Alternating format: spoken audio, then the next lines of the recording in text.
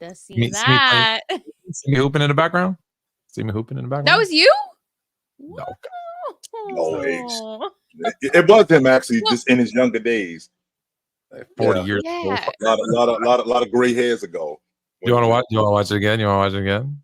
Yeah, one more time. One more time. You want to watch it one more time?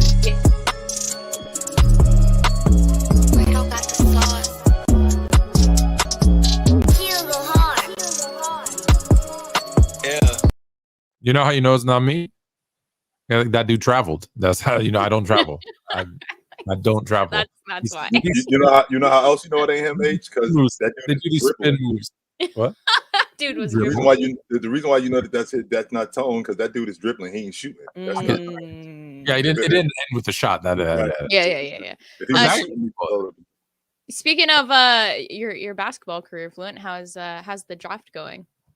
Draft's going well. I've interviewed 7 teams so far, so we're going to be bringing. We got to edit some footage and then bring it over, and then we'll start showing you the information that's been happening, the conversations I've been having with teams, the workouts. I have bits and pieces of the workouts.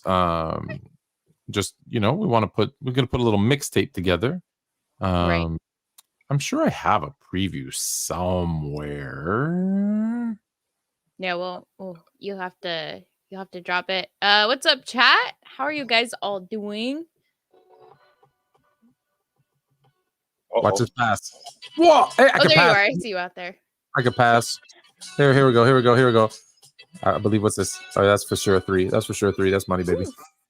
Definitely not a pass. Just pull that away real quick. That is definitely not a pass. Let's be clear about that. No, that was a shot.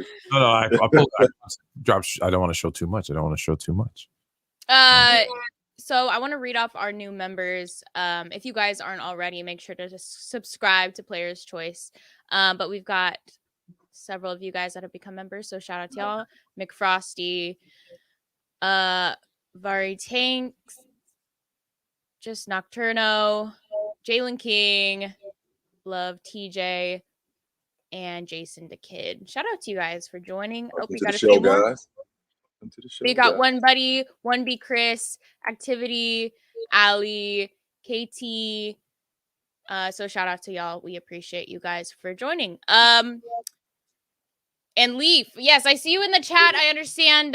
We might have to get you on a little bit later. You've been talking all season, but at least on my end, I don't know about Jay, but I'm sure he shares the sentiments. Although I did see your TikTok video where you were calling out that one guy, but I think he had probably said talked a lot, so it was probably well deserved. But Leaf, all I have to say is it was a great game. And I think that you guys have something really special. We definitely underestimated the Packers. So I'll show you a little bit of love there. But Jay, any thoughts? It was crickets, to be honest with you, H. Mm-hmm. If we being honest, it was crickets. I talked to him yesterday, and it was crickets. I actually had to pry it out of him. Yeah. Because it was just something that was just gonna go right over. It was just gonna go right off.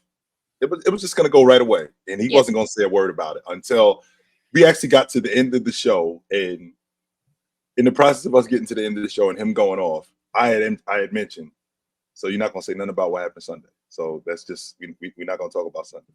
Well, what happened Sunday? I was like, I'm out. Yeah. We don't have to. It's obvious we'll be out. But then he came back. And then he still didn't give us credit, even though I know for a fact. I'm not on the fence about this. I know for a fact, had they beaten us, that would have been the first thing that I heard. Oh, 100%. 100%. I would have saw laughing. I would have. Yeah. The first thing that I would have heard. Yet, until I said something, he wouldn't have said a word about it if I didn't say nothing. He wouldn't have said a word. He would have just stepped off. So it is what it is. All right, that's what we're in the NFC Championship game. And I'm getting a lot of Detroit, we need this. So what am I supposed to?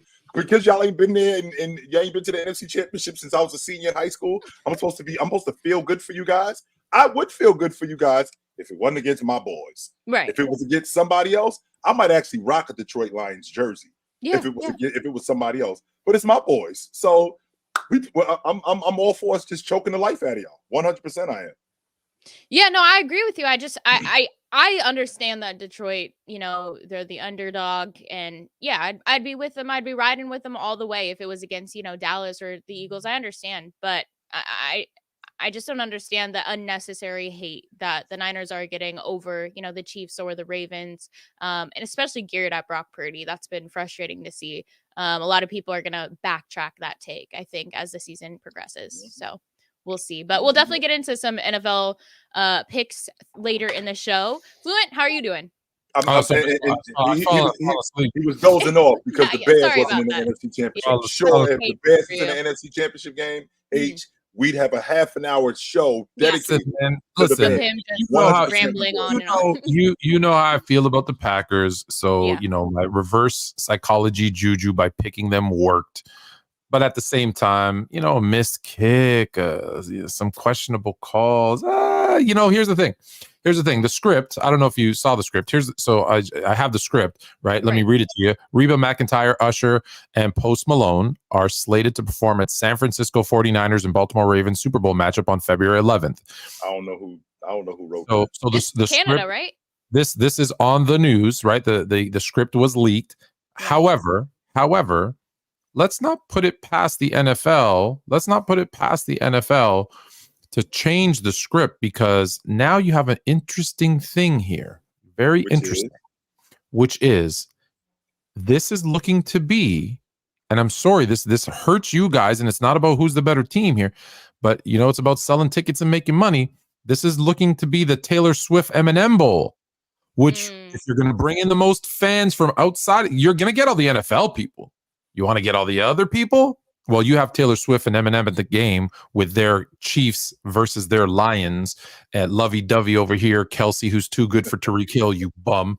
And Taylor Swift doing stupid dances with Patrick Mahomes' wife up in the crowd, and then Eminem being Eminem. That's going to be a more entertaining for non-football fan matchup. So just be careful. Be careful. That's all I'm saying. I don't hate it. The writers are now against you. They were on your side. Now they're against you. I don't hate it, Tone. And the reason why I don't hate it is because of exactly what you said. The Super Bowl is entertainment. And at the end of the day, the biggest football weekend of the year has to be, again, the biggest entertainment package of the year. So that being said, I wouldn't be surprised, but just not in this particular situation. This might be the only time. This might be if that was the Super Bowl, by the way. Just I'm jumping ahead. I know.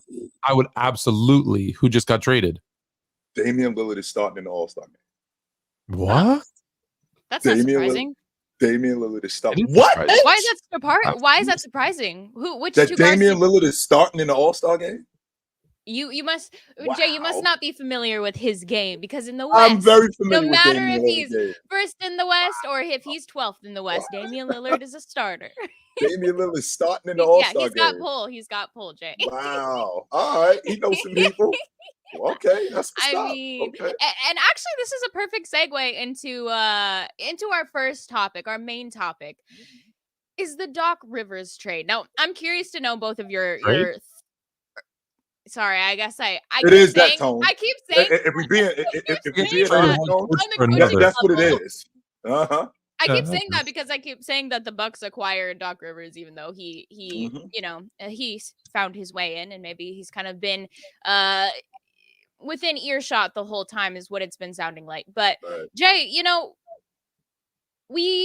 just the whole way that the situation was first leaked on CNN before Woj would address it, before Shams would address it, before ESPN. I know Shaq and Candace Parker, they had a pre-recorded segment almost knowing that this was going to come out. So, I mean, everyone was well aware that this was most likely the guy that was going to step in for Adrian Griffin. But he's also the third winningest coach as a rookie head coach. Okay. So this guy, I mean, he fulfilled the job almost to a T with what he was given, right? The defense was lacking. But is somebody like Doc Rivers going to come in with the exact same pieces and really switch this thing up and get them further than maybe Adrian Griffin would have gotten them? So this is our situation now. The Bucks seem quite excited. If you saw their pregame video that was going around yesterday, it seems like they are on board with this whole thing.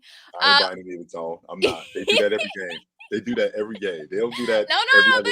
this They one, do that every game. But anyway, keep going. this one was a little bit different, Jay. But yeah, I mean, talk to me about how you feel. Is this situation sus at all with how Doc Rivers was on the outside?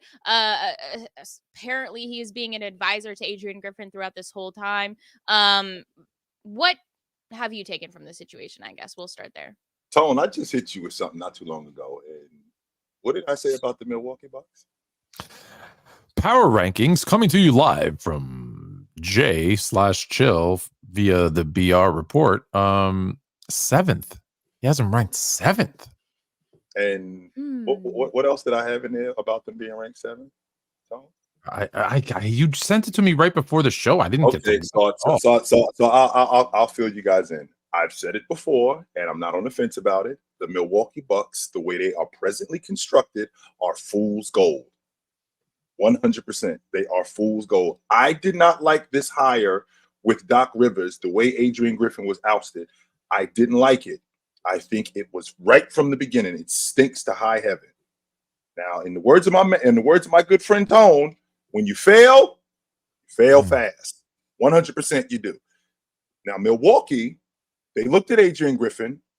We may have the wrong guy, and they may have the wrong guy based on how he was handling his players, him getting into it with Bobby Portis, the back and forth between him and Giannis. Giannis is going to say the politically correct things on TV. I invited him to my wedding, and I dug the guy, and all of that, and all of that sort of good stuff. At the end of the day, this is about fit. The thing that I don't like, H, is I don't like the fact that Doc Rivers was there as a consultant. First and foremost, that tells me that Doc Rivers was your guy from the beginning, but you couldn't hire him last year because the way Philly went out in the playoffs.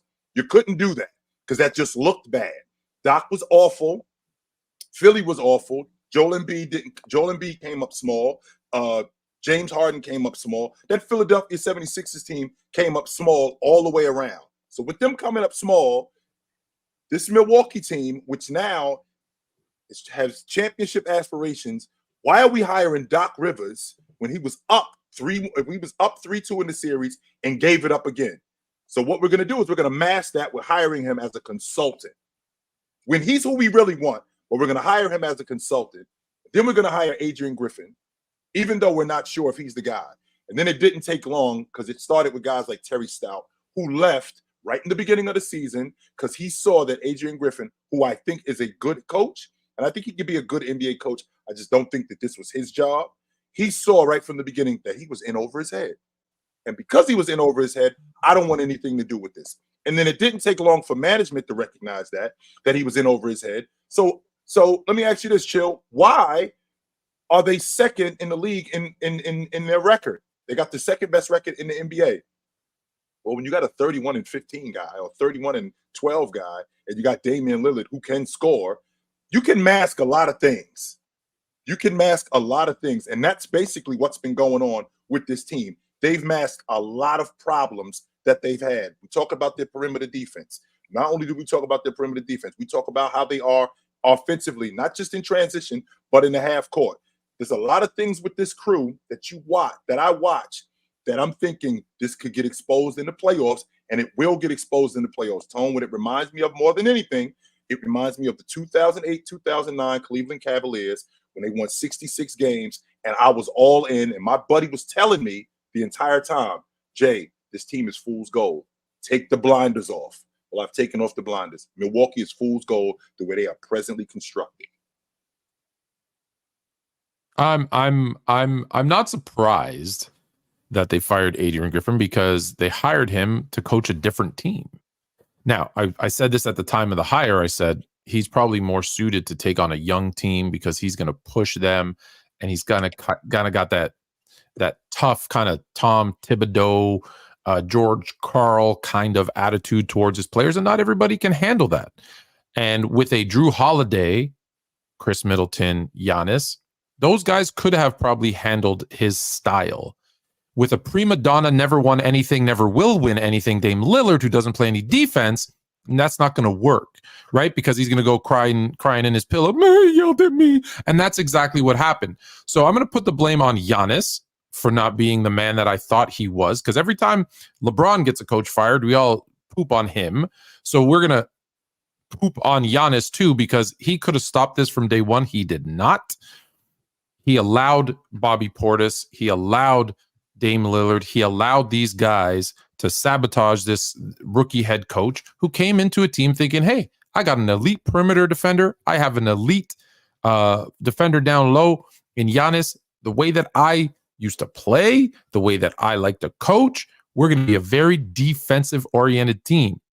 Well, then they trade that away, and they trade away the dirty work guys, and they trade away the scrappy guys who you hate to play. Like, listen, you hate to play against Grayson Allen, but when he's on your team, you're kind of like, yeah, I like guys like that. I like guys like that. You just like that Pat Bev kind of guy. Don't want to play against him. I like to have him on my team.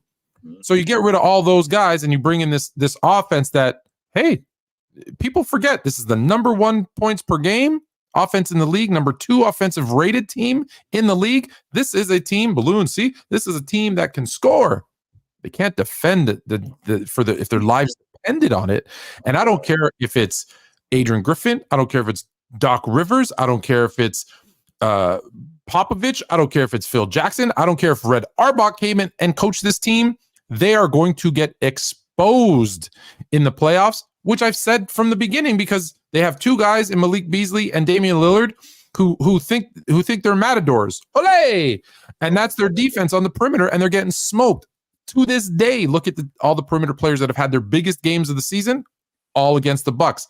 That's not a surprise. The 30-13 record is fool's gold. It'll fool you into thinking they're a better team.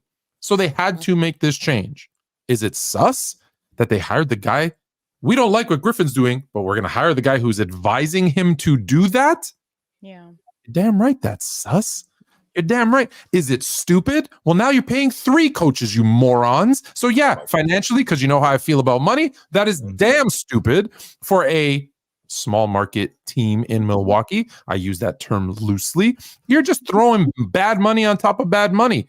Everything they've done hasn't fixed the issue, because it wasn't Bud's fault that Mike Budenholzer that they lost last season. It was an injured Giannis and a team that just didn't step up. They had and Middleton, like, they had injuries, they had all this stuff. It wasn't his fault. Is it Griffin's fault this time? No. Is he the right coach for this team? No. I agree with that. He's not the right coach. But like, that was your decision. You made that decision. You interviewed him. I guarantee you they talk to Giannis before they hire a head coach. You always talk to your superstar player about who you're going to hire. He signed off on it in the offseason. Right. What did it change that much? Did he interview that well? Did he trick him? Like, no. Is he that smart that he tricked him? Or did he come in and say, hey, we're going to play tough, defensive, defense. This is how we're going to win it. Oh, oops. We traded all those guys away. So, you know, it's all of this, unless they make a trade. Now, here's what's going to happen. They're going to make a trade, get a perimeter defender, and everything's going to be right in the world, or they're not. They're going to get exposed, and we're going to say, man, and I like Doc Rivers. Don't get me wrong. I like Doc Rivers. He's not a great NBA coach. He's not. He has shown more times than not that he doesn't succeed with talent than he does. That's factual. That's not opinion. I really like Doc Rivers. That is factual. Is that something you're making up, Tone? Is that your opinion? Go look it up if you don't trust me. But, you know, it's just, that's what it is. He's got talented teams who underachieve. So what are you going to do? Put them on a talented team? What do you expect? They're going to underachieve. Go ahead, Jay. It also, we forget that players get coaches fired. This is not something that's unusual. Tone, did your man Magic not get Westhead bounced? Did that not happen? He said, if you fire him or trade me. What that happened? Fire him or trade me. 100%, as he should. This is not the Orlando Magic. Did they not form a coup and get Brian Hill fired? Did that not happen? They ran him out. Didn't Dwight Howard also get Van Gundy canned? Van Gundy got him canned. This happens. This is LeBron got poor David Blatt, who was he was actually a good coach. He was, and not only was he a good coach, they had a damn good team. Yeah, they were rolling. But they formed a coup and said, Ty Lue, we gonna get this dude up out of here. You are our guy. This happens all the time. But we get so wrapped up in guys like Giannis, who I'm a huge fan of. I absolutely dig Giannis. And the fact that we see him as this lovable superstar who doesn't get in trouble, who's not around a lot of problems, that he couldn't go to management, or not even go to management, or get with the guys and go, yo, this dude doesn't know what he's doing. We made a mistake. We need to get this guy up out of here. That happens. That is absolutely something that's going on. And to have a guy like Doc Rivers sitting in the back, quote unquote, consulting H, that's what's going on. He's consulting. So here's what I'm going to do. And I brought this up on the panel a couple of days ago, Tone. So I want to make sure that I'm clear. Tone and I, me and my buddy, he's talking to me. He's calling me. Yo, he wants to go out. He wants to have some dinner so we can talk about his relationship issues. And I'm telling him, yo, man, maybe you should take her out a little bit more. Maybe you should do this for a little bit more. And I'm consulting with him about what he should do. Meanwhile, he comes back to me and tells me, yo, Jay, this thing just not working, man. I tried and I'm not working. So the next day, after the same day that they break up, he sees me in the car driving off with his lady. No, but hold on. No, you made it. No, you made that nice because you said you were telling her to take her out more. No. I'm telling Jay, you know what? She ain't right, bro. Something wrong with that girl. I think she's stepping out on you. So Jay goes, I think you're right. And he starts accusing her. They break up. And the next day, she's stepping out on him. She's in my car. Yeah. That's the tone. That's what's going on. And let me tell you, this is for all. I know there's a lot of young people who watch the show too. So I'm going to give you some business advice. If your boss ever says, this is Bob, he's going to be consulting you on your role, run. Go apply for another job tomorrow, because the only thing Bob is advising on is your exit strategy. That's the only thing. He's trying to get you up out of there. So I guess maybe, Jay, you can help me understand. From what I understand, I think that Coach Bud was initially let go, obviously, last year after what occurred. Was that more of a scapegoat, of this is something we see commonly in the NBA, where we see a very bad failure, something that wasn't expected from Milwaukee, obviously. And usually the next thing to happen is the coach gets let go. So I guess what was the purpose of moving on from him to then hire Adrian Griffin? And then now we're hiring a coach who, when we talk about coaches getting fired because players complain, well, that's exactly what happened with Doc last season, right? I mean, that's literally what happened between him and Harden, and well, we know the rest of the story there. What are your thoughts on, would you have kept Coach Bud? Would he have done a good job, kind of working with a Dame Giannis duo, or who would you have preferred come in other than Doc? Well, I think it would have been worse, to be quite honest with you, with Coach Bud. He was already skating on thin ice. Yeah. When I think about what was going on. Yeah, he had his issues, right? That's why he got fired. Yeah. Right. He was already skating on thin ice. I mean, the fact that they had won the NBA championship, and the coach wasn't necessarily the problem, even though he had some scheme issues. Adjustments. No, let's not let him off easy. He got fired because he did not make an in-game adjustment. That's I was getting to that, Tone. Okay. I was definitely getting to that. Look, I don't want to. I wasn't. No. They had some issues. They had some issues with health, and I think that if they would have been healthy, I think they would have been able to mask some of those issues. But the fact that they weren't healthy, that destroyed a lot of the schemes and a lot of the things that Coach Bud didn't adjust on. I think the final straw with Coach Bud, and I bring this up all the time, was Apollo Creed and Drago.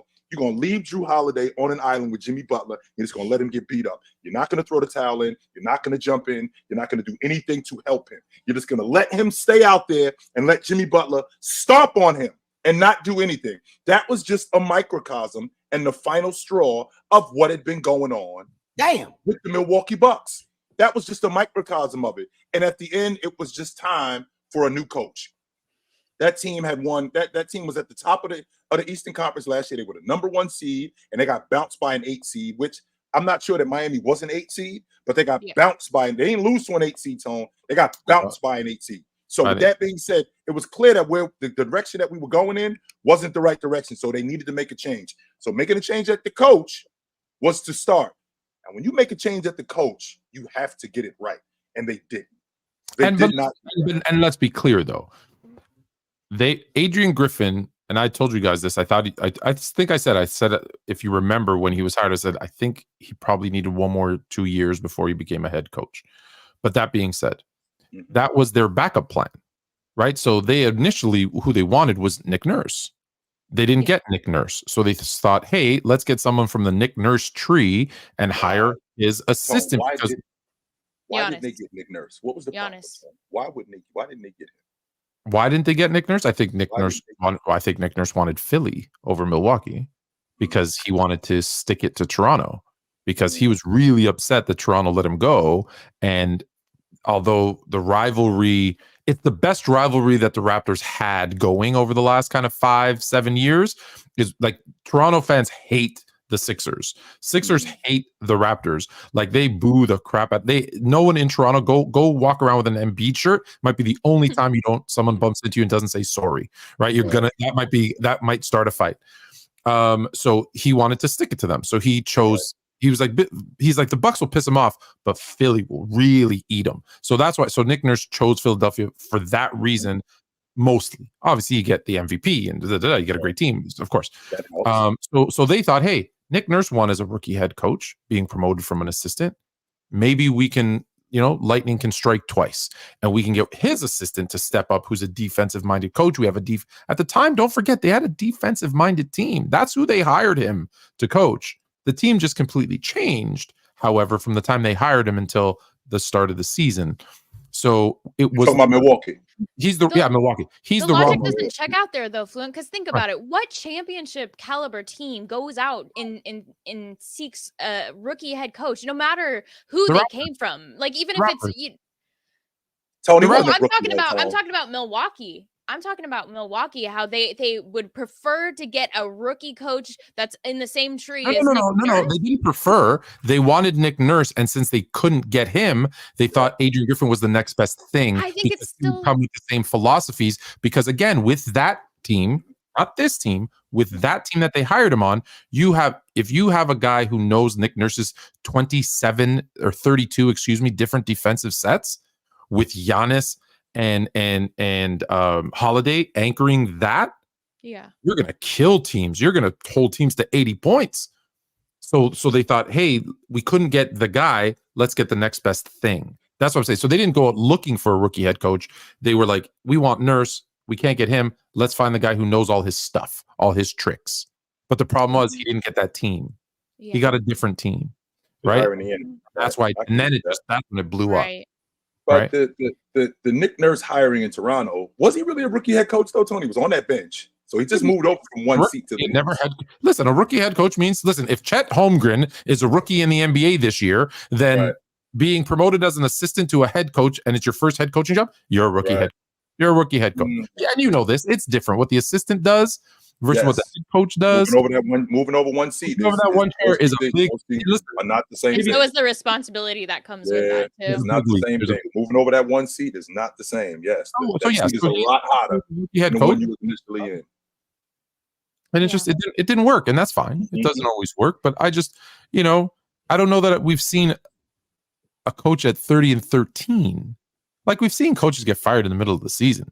Yeah. But a 30-13 team that has a defensive-minded coach who's number 2 in offensive rating, number 1 in points per game. That's rare. That's not the management. That's the players saying we're not playing for this guy. The Cleveland was 30-11 when Black got fired. They were number 1 in the East. They was in first place in the Eastern Conference. It was 30-11.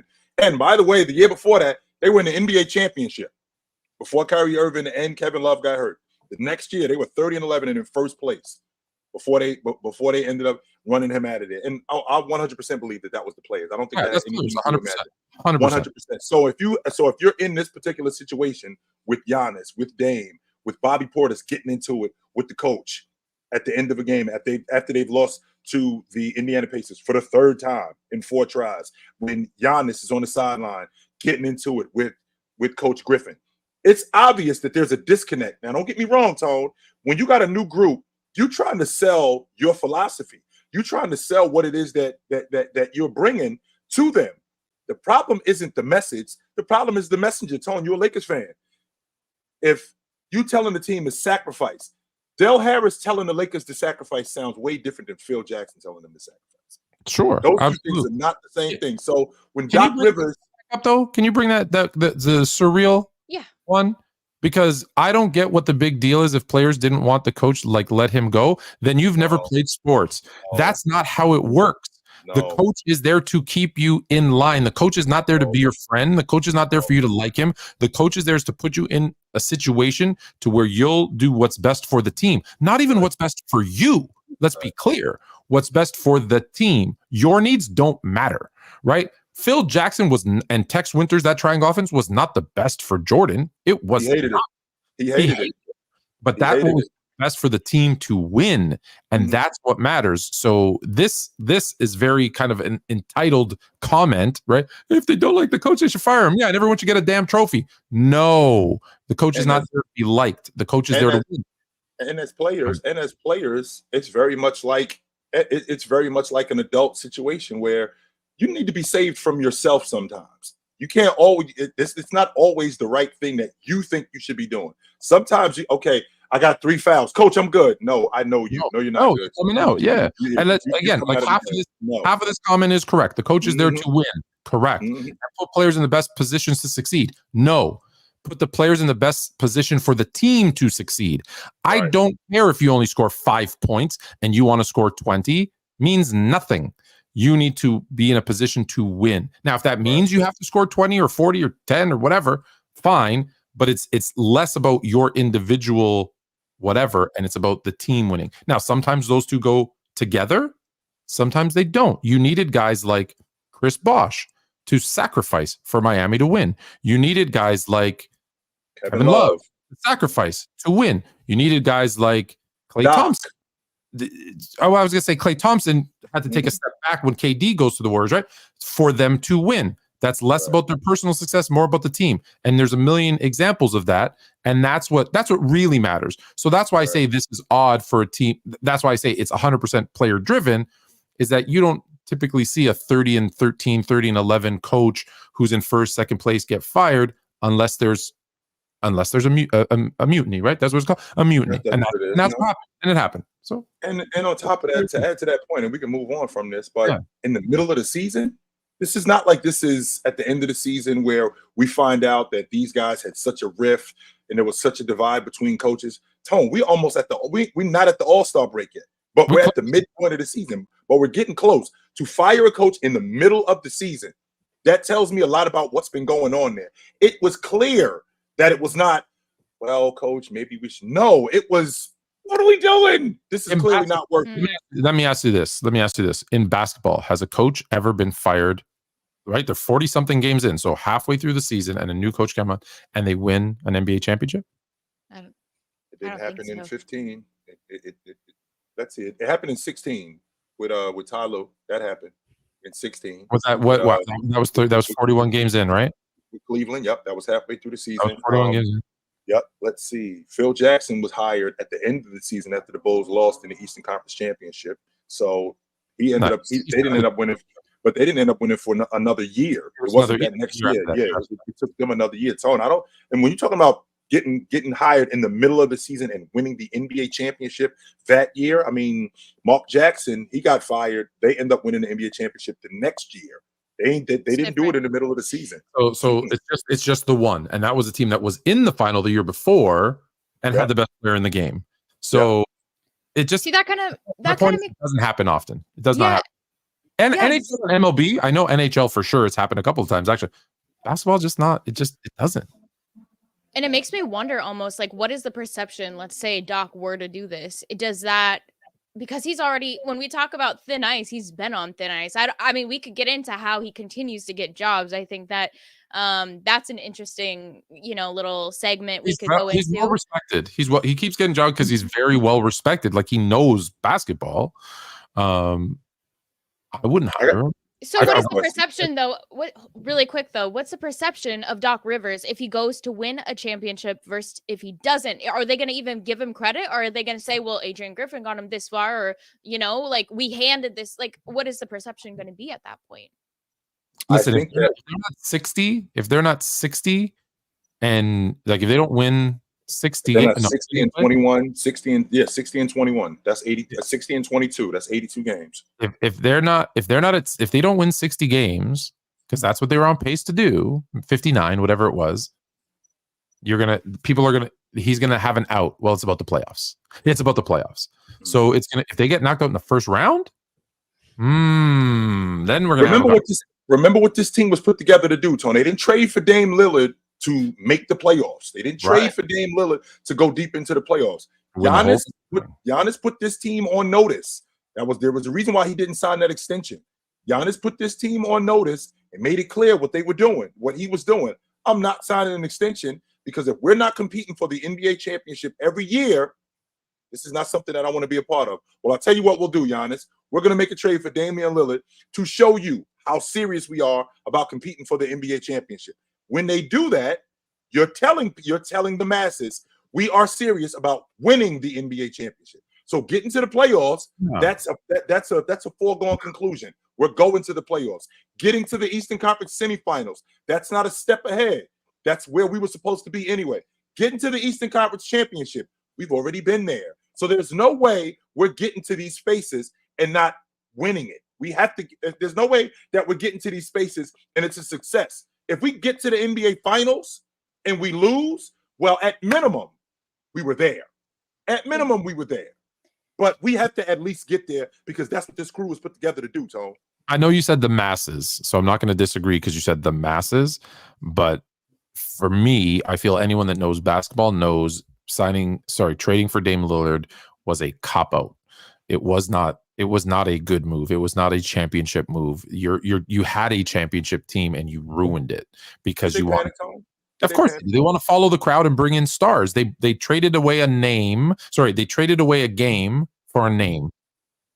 Okay, Dame. This is not Dame 3, 4, 5 years ago. This is Dame now. Who, yes, he can still score. Blah blah. Sure, but this team is not built for a Dame Giannis combo. This team was built to be a defensive team, and you can't just flip the switch overnight and become this different team. And everyone's like, "Oh, but it's working." Well, it didn't work. They're firing their coach. It's not working. But didn't they bring it because Giannis was at that point where it was saying, you bring me a star. No. But but we all know players can demand trades. That's no secret. I mean, I don't care. I understand that, but but it doesn't matter though. Like these days, it just doesn't matter. So it was almost to say to Giannis, we've got you. We're here. Like we're going to give you what you want on top of the contract. And every time, and sorry, I shouldn't say every time because then someone will give me an exception. The vast majority of the time, vast, like 99% of the time, when you give a player what he wants, if it backfires and it blows up in your face, it does not work. That's why players aren't GMs. Look at the players who've become GMs. Very few of them, yes, there's an exception, Jerry West. Okay, very few of them know what they're doing. Very few players, right? I bring up the greatest player of all time. Michael Jordan did not want Charles Oakley traded for Bill Cartwright. Guess what? That was the best thing they ever did, right? Like that's it doesn't matter what you want as a player. It matters what's best for the team, and that's where teams are getting in trouble because they continually do that. Mike, let us do our job. You do your job, and you let us do our job. This is gonna work. Just trust us. Trust us here. This is going to work. I always bring up LeBron. LeBron, if it was up to Shabazz Napier, he's the best. He's going to be a point guard. Who the hell is that? Who with those guys with broadcast voice? Who? I love that thing that when they do that. Like you can't listen to players. You cannot listen to players. It sounded like a good idea because you think about who Shabazz Napier was at the time. Connecticut had just won a national championship. He was one of the best point guards in the country. And yes, it looked good on the surface. No. Let GMs listen. GMs get it wrong too, but let GMs be GMs. Let coaches coach and players play. When it comes to basketball, I'm not saying outside of basketball. I'm not saying shut up and dribble. I'm not saying that. Go talk your whatever. I'm talking for the court. Let the GM, let the coach, let the players play. And hey, you communicate with each other, but the whole you cannot be letting players be like, I'm coming to your team and there's 7 new players that have to come along with me. Yeah, it rarely works. Because I'm sure there's exceptions for sure. Yeah. All right, we'll get through a few of these super chats. We've got one from Football CF Candy. They didn't get Cliff, got Waldron 2 top 10 picks.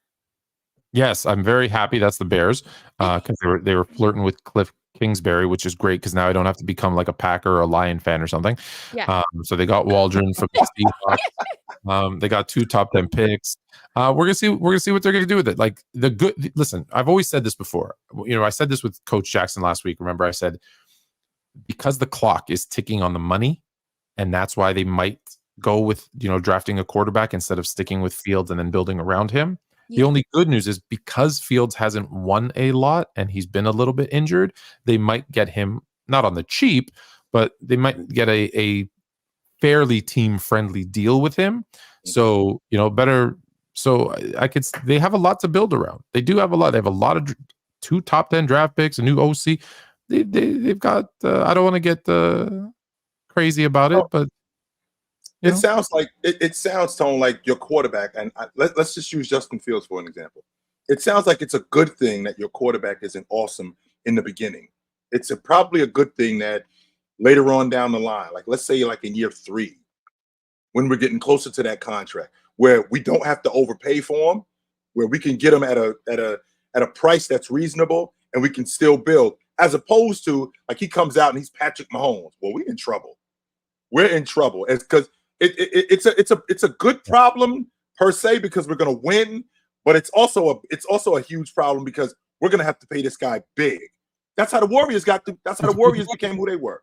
And this is in every sport. And with the one exception of Patrick Mahomes, who won as the 5th highest quarterback last year. That was the first time ever a top 5 paid quarterback won a Super Bowl. You win one of 2 ways. You win with kind of a quarterback who's on their rookie deal, a la the Seahawks with Russell Wilson. The second Wilson got paid, you saw what happened. Option 2 is your quarterback, and this is what the Packers have been wonderful at doing. You bring in a quarterback and they sit for a couple of years because then you sign them to an extension because they're sitting, and now you have a team-friendly deal. So now you have 7 years, to build around a team-friendly deal.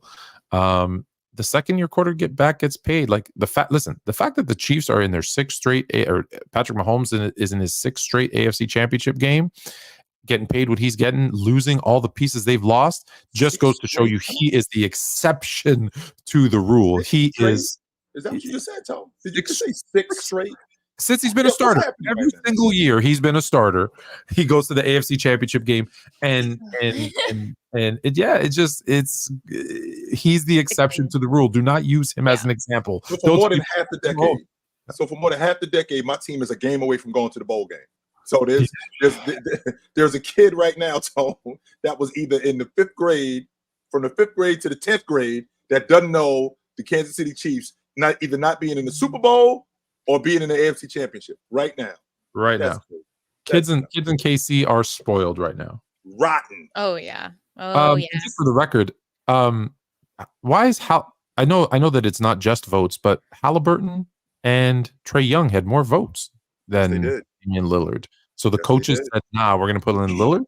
Well, it is an offensive game, so I think it's 25. I think the way it works is 25% is the votes.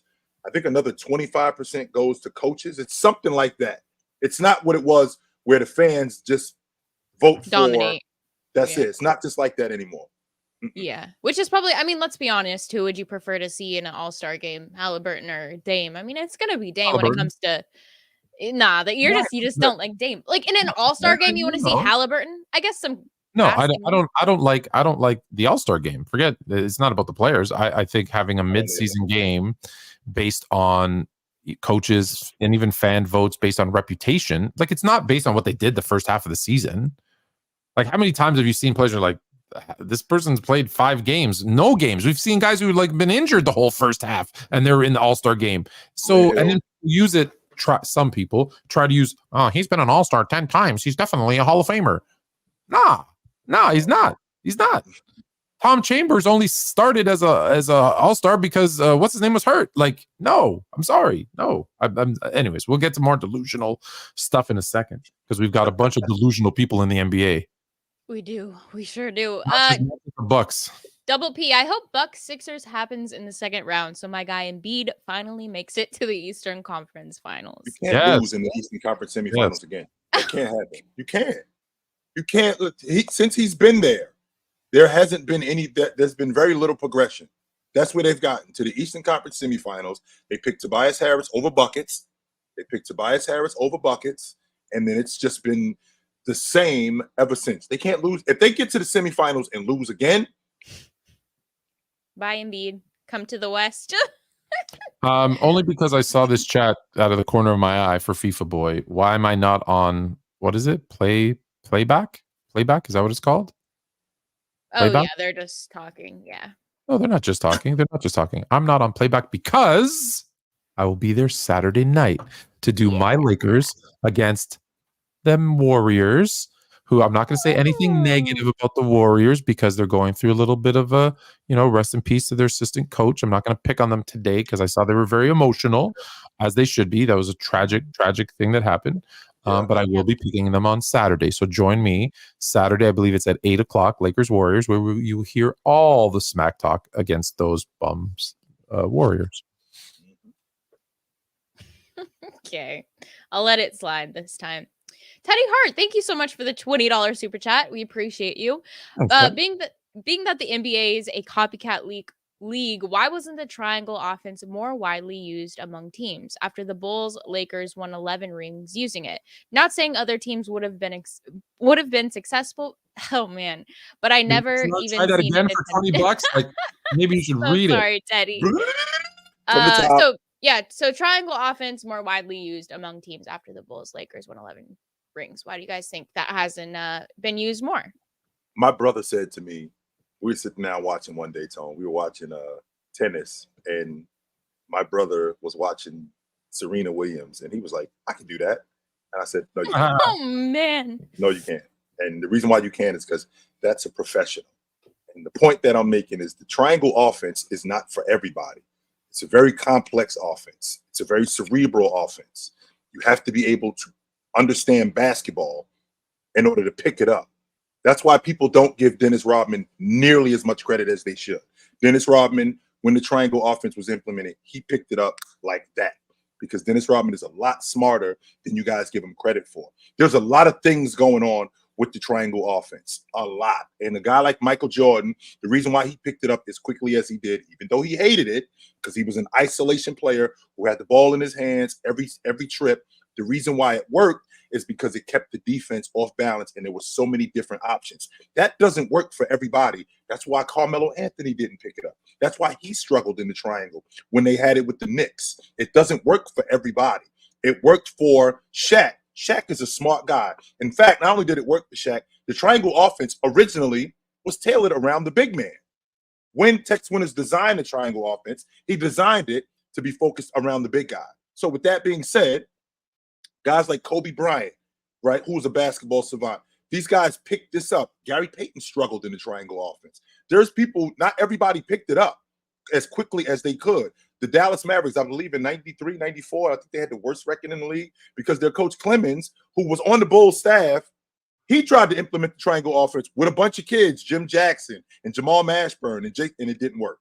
It's not for everybody. Did you just say, basically, in essence, you just said Carmelo wasn't smart? Damn. I said that it's not for everybody. Carmelo had a difficult time picking it up. Let me, you're right. You're right on everything you said with one exception. Because you said Tex Winters. Sam Barry created the triangle offense in the 40s.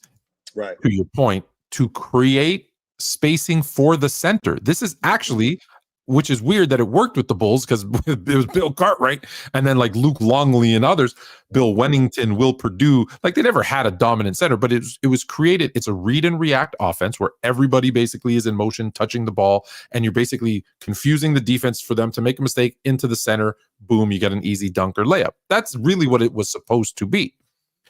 But it was designed in the 40s, which made sense because in the 40s, heck, from the 40s to like the 80s, you ran your offense through your center. So right. it made sense.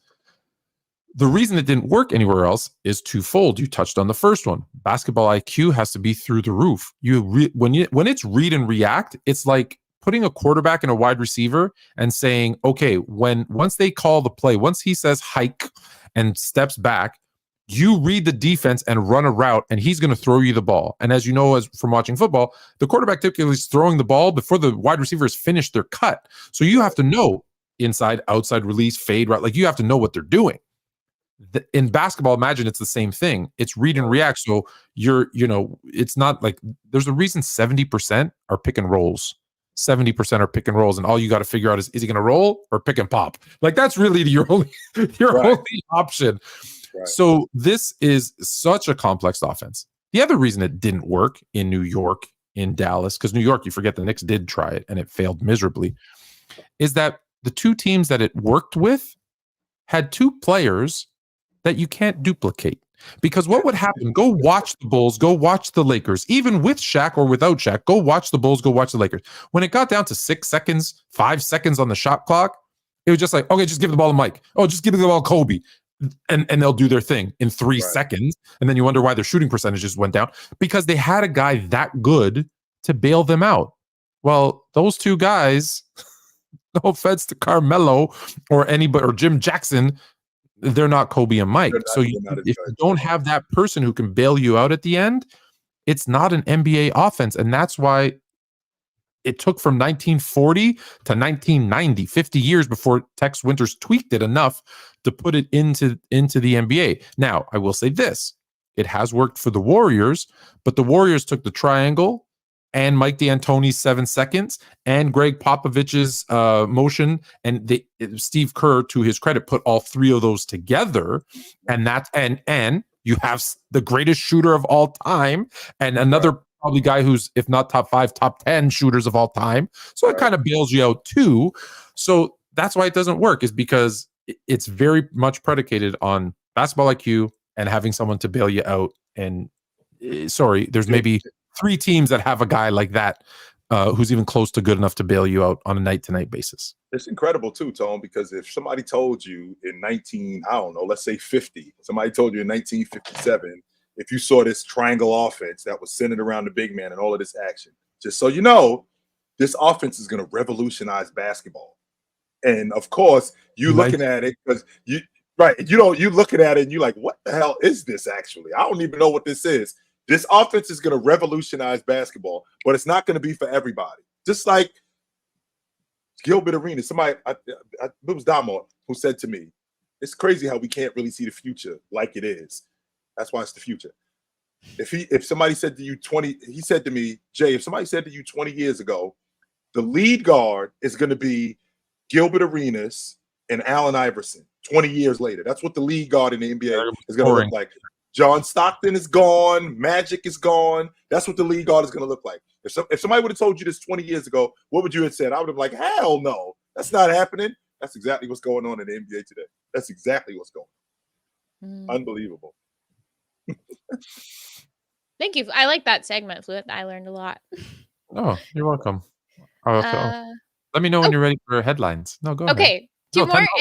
And 2 more. And then thank you. Okay. Rank the awards in order. MVP is 1. Finals MVP, All-Star MVP, Defensive Player of the Year, Most Improved Player, 6th Man, Rookie of the Year. And also, where do All NBA and All-Star rank in an All NBA worth more than and is an All NBA worth more than a Rookie of the Year? Is an All-Star worth more than a Most Improved Player? So kind of the so the weight of awards. He's saying it now. Is this? Do we have to agree that MVP is 1? No, you never. Because he says rank the awards in order. He said MVP is 1. I think league MVP is at the top of the list. Yeah. Okay.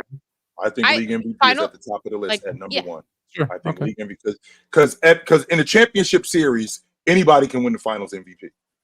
Anybody. Now, more times than not, the best player wins it, but anybody can win finals MVP. There's no way to. There have been some mistakes, but I believe there's only 2 players who've won finals MVP who weren't Hall of Famers. So so you're not going to tell me that Cedric Maxwell is better than Bird, right? So that's not going to happen. There's nobody that's going to tell you that Chauncey Billups is better than Kobe Bryant. So I mean that's not going to happen. But the league MVP, I think the finals MVP is a result of the league MVP. Like if you win the finals MVP after winning the league MVP, I think that compounds it. The All-Star Game MVP, that's another one that I think anybody can win. I don't think. Yeah, no. I wouldn't even rank All-Star or All-Star MVP. Right. I don't think that's something that that's that big. So MVP, Finals MVP. Finals Finals MVP. MVP. Yeah. Defensive player of the year, I think it's Defensive player of the year, Yeah. absolutely, Yeah. is number 3. The rookie of the year, that's just you being a rook, because you could be we've seen rookies of the year flame out. The kid from Philadelphia, he won rookie of the year. Michael Carter Williams. I'll make it easier. Rookie of the year, you could be the 100th best player in the league and win rookie of the year. Yeah. So rookie of the year is meaningless, really, too. But I would have MVP, Finals MVP. Wait, do you have Defensive Player of the Year over All NBA? Because All NBA is in there too. Yeah, because I would have All NBA in there too, because that means you're probably a top 15 player if you're on one of the All NBA teams, and then maybe DPOY, Most Improved. Well, now that's a different conversation, though, Tom. When you bringing up All NBA can't just be something that happens one time. I can't have you as Latrell Sprewell's first team All NBA, Tom. He never made it again after that 1 year. We don't talk about Latrell Sprewell in the all-time great 2 guards. Never is his name brought up. He was first team All NBA 1 year. That was the year Jordan retired. That was it. He never made the All NBA team again. So being an All Pro, it matters if you're an All Pro multiple times, because Isaiah Thomas, who with the Boston Celtics, he was a B player who had an A year and made the All Pro team. Right. But for example, if you and I played for 5 years, I made All NBA once, you were Most Improved once, I win. Yeah, but I think Defensive Player of the Year outranks 1 All NBA. So I think being the best defensive player in the league, maybe not Rudy Gobert, but like normally I would say that could hold a little bit more. You could say that. And then maybe do we go Most Improved Player and then Rookie of the Year? Is Marcus Camby's Defensive Player of the Year more valuable than Al Horford's All NBA? I see, and that's where it happens in a microcosm of one season. Probably not, but that's why you got to look at you can't just do that one thing, right? You have to look at careers. But yeah, if I have an option to win one or the other, I'd rather be an All NBA than a Defensive Player of the Year. Well, you know how I feel about being an All Pro, Tone. You know where I stand on being an All Pro. So I definitely hold being an All Pro in a higher regard. Yeah. So 100%. League MVP, Finals MVP, being an All Pro, the Defensive Player of the Year. All-Star games do matter. Tone, this is what we can't do. We know what the All-Star game is today, right? It's very much like, Tone, if I told you 20 years ago, the Pro Bowl is a flag football game in 20 years, you'd be like, what are you talking about? What are we doing right now? Yeah, but it's still the least weighted. I think of the list, being an All-Star is the lowest, being the All-Star MVP is the lowest of these, because there are times when it's in the guy's home city. Even in the good old days, it's in the guy's home city. We're going to feed him the ball. We're going to get him open shots. And they can force who that person is. So I don't hold it in very high regard.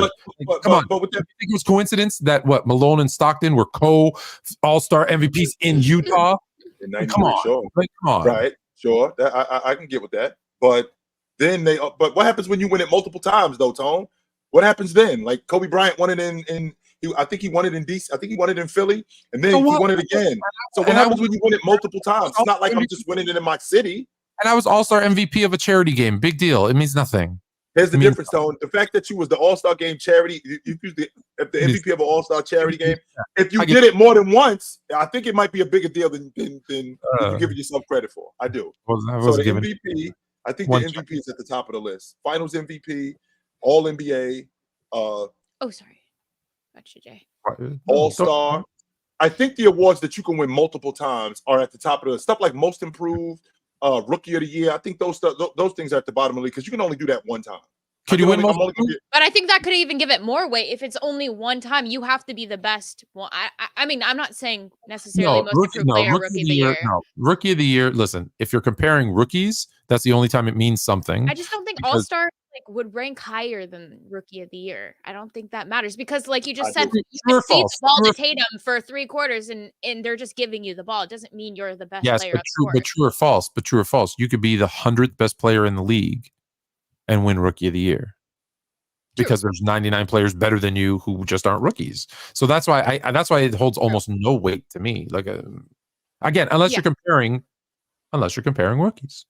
Most improved is another one. Like, was he injured the year before? Was it, just he wasn't getting minutes, right? Like Jokic goes from 10 minutes a game to 30 minutes a game. He goes from the bench to the starter. Oh, most improved. Wow, that's amazing. Yeah. Okay. And just those things, I feel like they're just thrown in there because they want to give more people awards. Maybe. Everybody, but we all agree MVP is MVP. MVP at the top of the list. Finals MVP, All Pro, Defensive Player of the Year. Okay. Yeah, we agree with that. All right, double P. Fun fact: Mahomes is number 2 all time in AFCCG touchdowns with 14. Tom Brady is number 1 with 18. Well, when you've been to the game 6 straight years, yeah. How many players have been to it more? Right. If you've been to the game 6 straight years and you threw 14 touchdowns, all right, that's 2 touchdowns a game for 6 straight years on average. Okay. Yeah. You should. Yeah, he should be. He should. In fact, he should tie Tom Brady this year. I'm calling it. I'm calling it. 4. He's gonna be like Al Bundy. He's gonna be like Al Bundy. 4 touchdowns in one game. Wow, that's pretty impressive. Another one. For real, that'll be pretty impressive for him to do that. No doubt.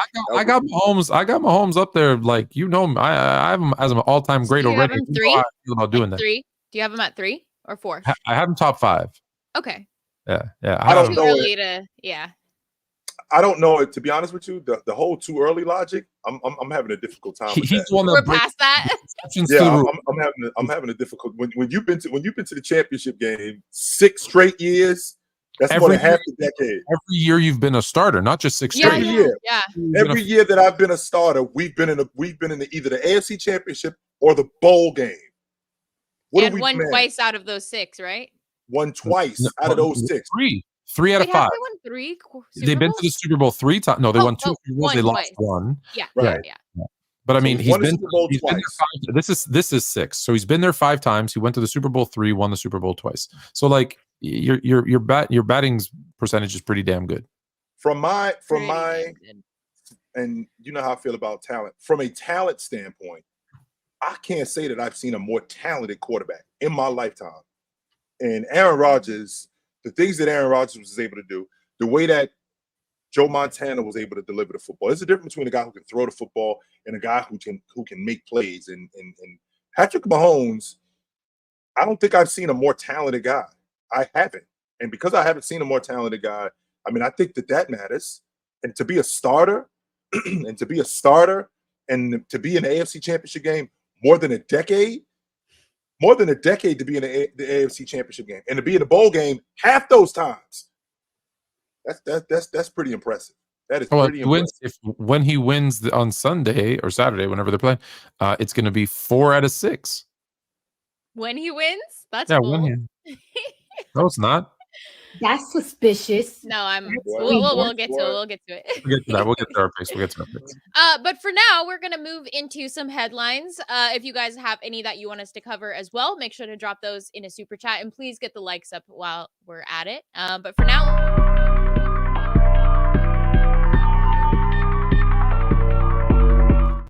yeah. Yay.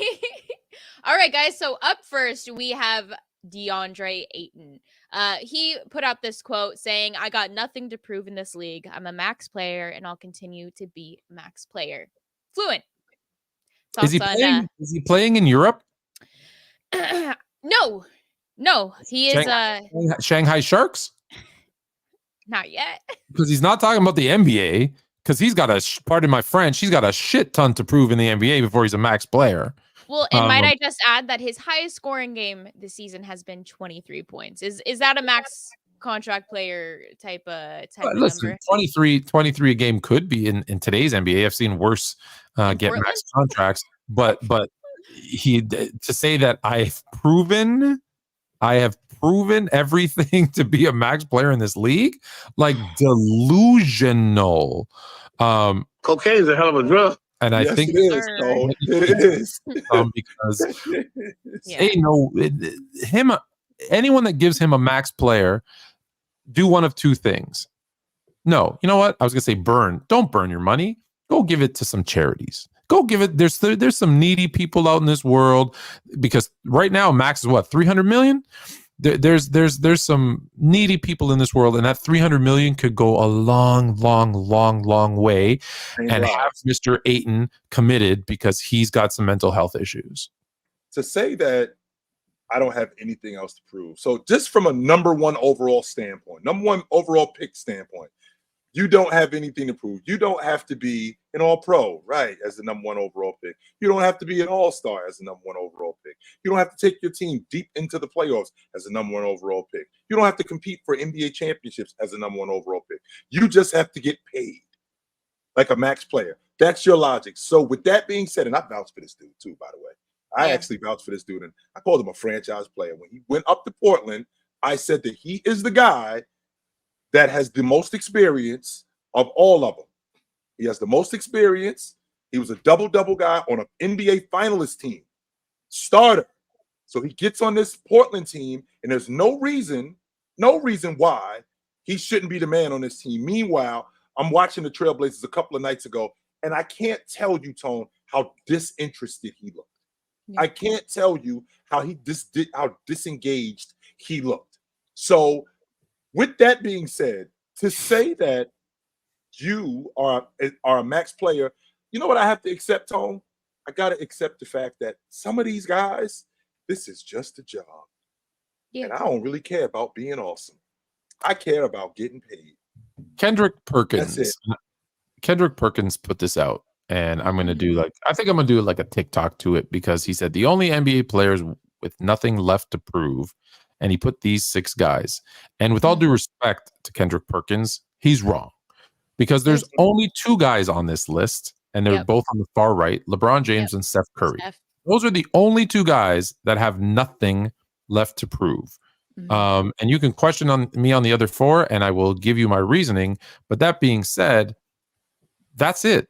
That's the list. The list is Steph and LeBron, the only 2 that have nothing left to prove. Every single one of them has something to prove. So for Ayton to say, I have nothing to prove, I'm a max player, when Giannis still has something to prove, when Jokic still has something to prove, when Leonard still has something to prove, when I don't know who the 4th person was, KD still has. They all of them still have something to prove. So you're listen. What does Joker have left to prove? A back-to-back league. If his career ended today, Joker showed up in 2015. He's been in the league 9 years. If his career ended today, are you comfortable with calling Joker an all-time great today?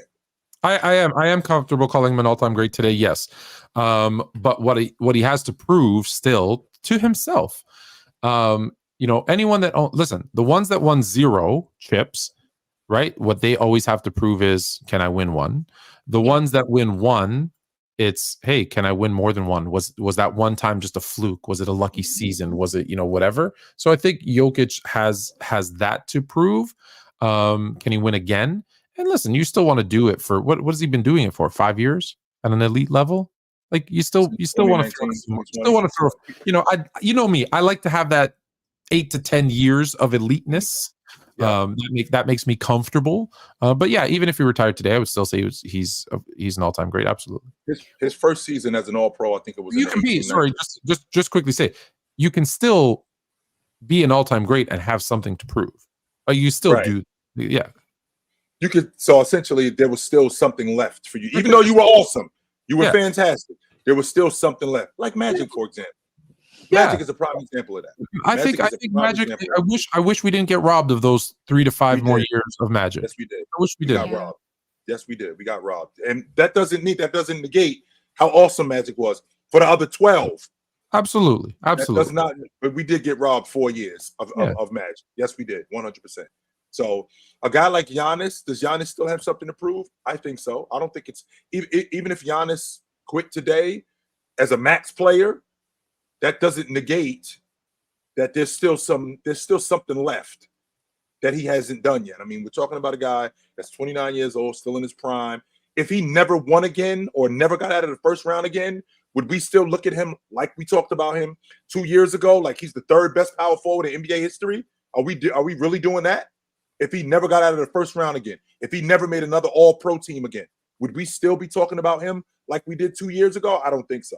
So there's still stuff left to prove. And I think that at this point in his career, left in Giannis's career, it's about winning. So the fact that he won, if we're going to talk about him like we talk about the all-time greats in that category, the fact that he won that one championship and had that stretch from 2019 to 2021, that 3-year stretch, that's not enough. No. What is the few of all the guys that you have in your top 10? They all have multiple rings. All of them have multiple rings, multiple finals appearances. Like, you can't go once and win once. Don't get me wrong, that's great. But I don't think Giannis is the type of player that should be Tim Duncan.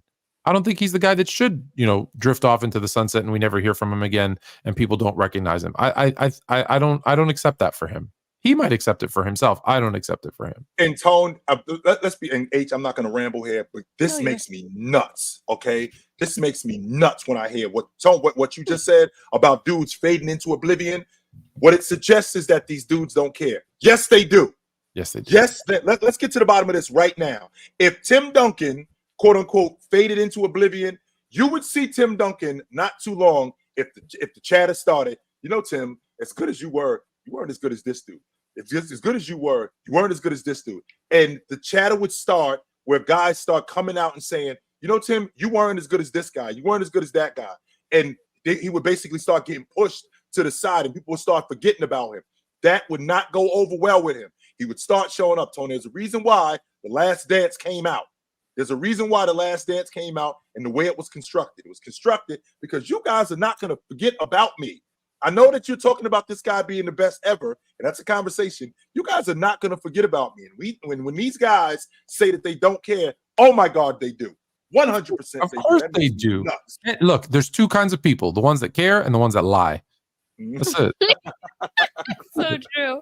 Speaking of guys lying about caring, Kevin Durant. He's our next headline here. And really quick, before maybe any KD slander comes out, hopefully we don't. We want Jay to go first. No. I want to read this to highlight him because I do get it. Players get frustrated that they only get the negative aspects. And so here's something positive about KD to cleanse the palate. KD becomes the first Suns player to be named a starter in the All-Star game since Steve Nash and Stoudemire in 2010. So shout out to KD. That is big time. And of course, I'm excited to see him there. He's absolutely an All-Star. We'll just leave it there. Not just an all-star starter. Not just an all-star. He's a starter, Tom. Great. Yeah. So there's no argument that he's an all-star starter or all-star starter worthy, but there seems to be an argument and even frustrations coming from his end that he's not a part of the GOAT debate. Now, Fluent, I actually would like you to start this. At least he admits that he cares. Yes. So here's all I have to say. Not all. This is not all I have to say, but this is what I'm going to start. The first thing I'm going to say to Mr. Kevin Durant. Snap back to reality. Here's the thing. Yeah. You can make a case to be in the GOAT conversation if you are debatably the best at your position. So let me explain. If you're not the best all-time greatest at your position, how can you be the greatest of all time? Is that possible? Could you be the second best power forward ever and be the greatest player of all time? No. Absolutely not. Okay. So who has even a sliver of an argument at being in the GOAT conversation? Well, you got Magic as the greatest point guard of all time. Some people like Haley will say it's Steph Curry. Okay, so those two can be in the conversation because that's debatable. Not to me, but to some. Okay. Michael Jordan is the clear-cut greatest shooting guard of all time. Some would say Kobe, the minority, but okay. So you got those two. Who's the greatest small forward of all time? James. Yeah, it's Brown. Is that a debate? No, I don't think so. Some might say Bird if they were born pre the World War. Okay, cool. Right. Power forward, the only names that really ever come up are Tim Duncan, and occasionally I actually get a KG, but it's Tim Duncan. And then center might be the one where you have two or three guys because people will go Wilt, Russell, Shaq, Kareem. Chamberlain. I said Wilt. Oh, sorry, you did say Wilt. Wilt. He's so good. We have to make sure they're Fluent. Yeah. We just have to double check. People debate who it is. But let's say for argument's sake that it's Magic, Jordan, LeBron, Duncan, and Kareem. Let's go with those 5 as the greatest at their position. Well, those are the only 5 that you can make a case for because they're the only. So Kevin Durant isn't even top 2 at his position. No offense, my friend. How are you going to be the greatest of all time? It's just, you're not in that conversation because you're not even in the conversation for best at your position. Best scorer at your position, sure. Best offensive player, versatility, all that other stuff. Great. But you're not in that conversation. You're not in that debate. You know why? Because you haven't done enough of the things as the leader of a team to be in that conversation. Now, does that mean you're not a great player? No, you're a heck of a player. You are a great player. You're just not worthy of being in this conversation. And the fact that you're saying it makes you look worse than people already think you are and dumb when it comes to basketball because you should know better. You're a fan of basketball. You live and breathe basketball. If anyone should know better, Kevin Durant should know better. You're not in the GOAT debate, nor should you be. But that doesn't mean you're a bad player. And this is the problem with the world today. Watch what I'm going to do here. I'm going to do a little experiment with Haley. Haley, what color do you like better? Red or blue? Blue. Why do you hate red? Why do you think red sucks? Right? Yeah. That's the immediate reaction. It's not true. It doesn't mean you hate red. You like blue. That's cool. So fine. Does it mean you hate Jay's shirt right now because it's red? No. And that's the only thing. And that's what I think these guys are so sensitive. It's like, hey, I got this guy over the other guy. Why do you hate me? And on top of that, H didn't even say she didn't like red. She just said she liked blue. She didn't even say that. I know. But that's where people take it. Nobody That's where people take it. Exactly. And we're like, Kevin Durant, by saying you're not in the GOAT conversation, I'll end my point. To say you're not in the GOAT conversation doesn't take away from your greatness. I love that there's a person named Red in the chat. That's the quick one. He or she is mad at you, by the way. Yeah. It's not a coincidence. Apologize. To say that you're not in the GOAT debate doesn't take away from your greatness. It just means you're not in the GOAT debate, and that's okay. I think that well, 2 things, Tone. Number 1, I think he looks at it purely from what you just said. You said Kevin Durant loves basketball. So he looks at it purely from a basketball standpoint. As a basketball player, you should be talking about me like you talk about Jabbar, like you talk about Jordan, like you talk about James. You should be talking about me like you talk about them, which in theory does work, only except you know how I feel about better basketball player logic, because I've seen better basketball players get outplayed. You in particular got outplayed just 2 years ago by Jason Tatum. You got outplayed by him. So with that being said, you've been outplayed before. So from a pure basketball standpoint, that logic doesn't work, even though some might argue you are the best scorer in NBA history. I don't think you are, but I do think that there's a conversation for you to be top 5 scorer all time. There is some argument that you are the best shooter, best mid-range shooter, best one-on-one player. Sure, I can appreciate that logic. But then when you say stuff like, put my resume up against their resume. Your resume doesn't come close to Jabbar. Please.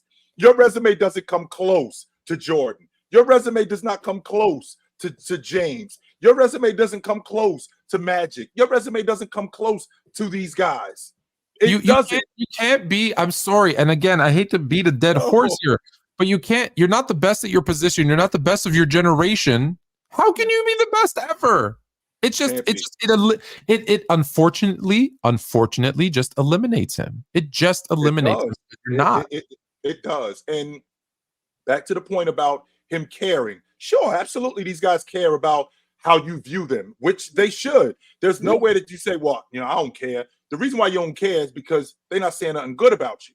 The minute they start talking good about you, you care, right? You want to hear that sort of stuff. But for Kevin Durant to say that, why don't you talk about me in the GOAT conversation? Is it because I went to Golden State? Yeah, that has something to do with it. Absolutely, that has something to do with it, because people view you differently now. You know what, though? Here's the funny part. One, when he says when he says, we do not care. But you do care because you're responding to some dude that has no following on Twitter or X to cuss him out because he pointed out the obvious. But actually, it's interesting because a lot of people hold it against him going to the Warriors and winning those 2 chips. But here's the funny part. If he didn't go to the Warriors and win those 2 chips, how we talk about you? he definitely wouldn't be in the conversation. So it's almost like you I don't know who's holding. I don't hold it against him that he went to the Warriors.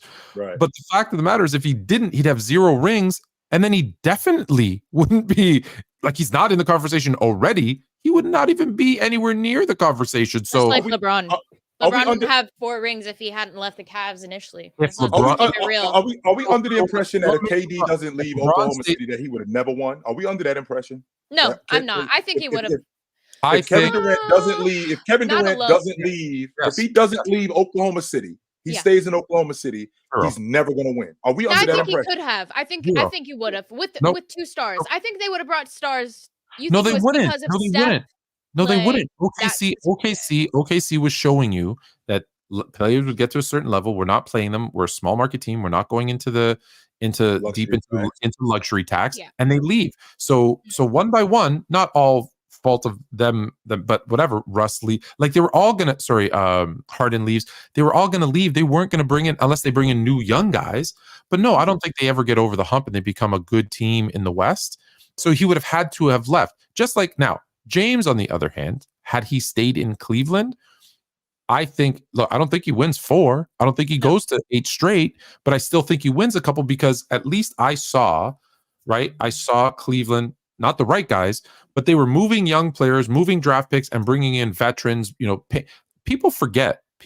I believe they were the 2nd or 3rd highest payroll in the NBA the 2 years that they were back-to-back number 1 seeds in 9 and 10, number one seeds in the NBA, and they were, I believe, 3rd in payroll, maybe 2nd.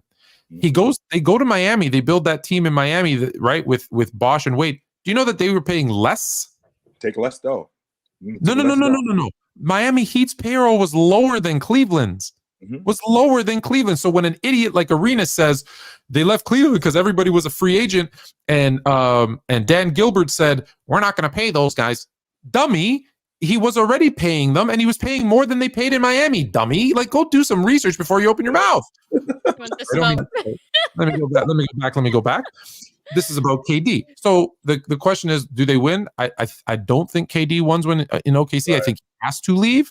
Right. I think James still wins a couple in Cleveland because although they got it wrong, I think eventually one. But you could say the same thing for KD. I'm just saying, I understand that the franchise itself was heading in a better direction than OKC, and OKC may have not even been able to attract another superstar or star to come play alongside KD if he had just stepped out after people left.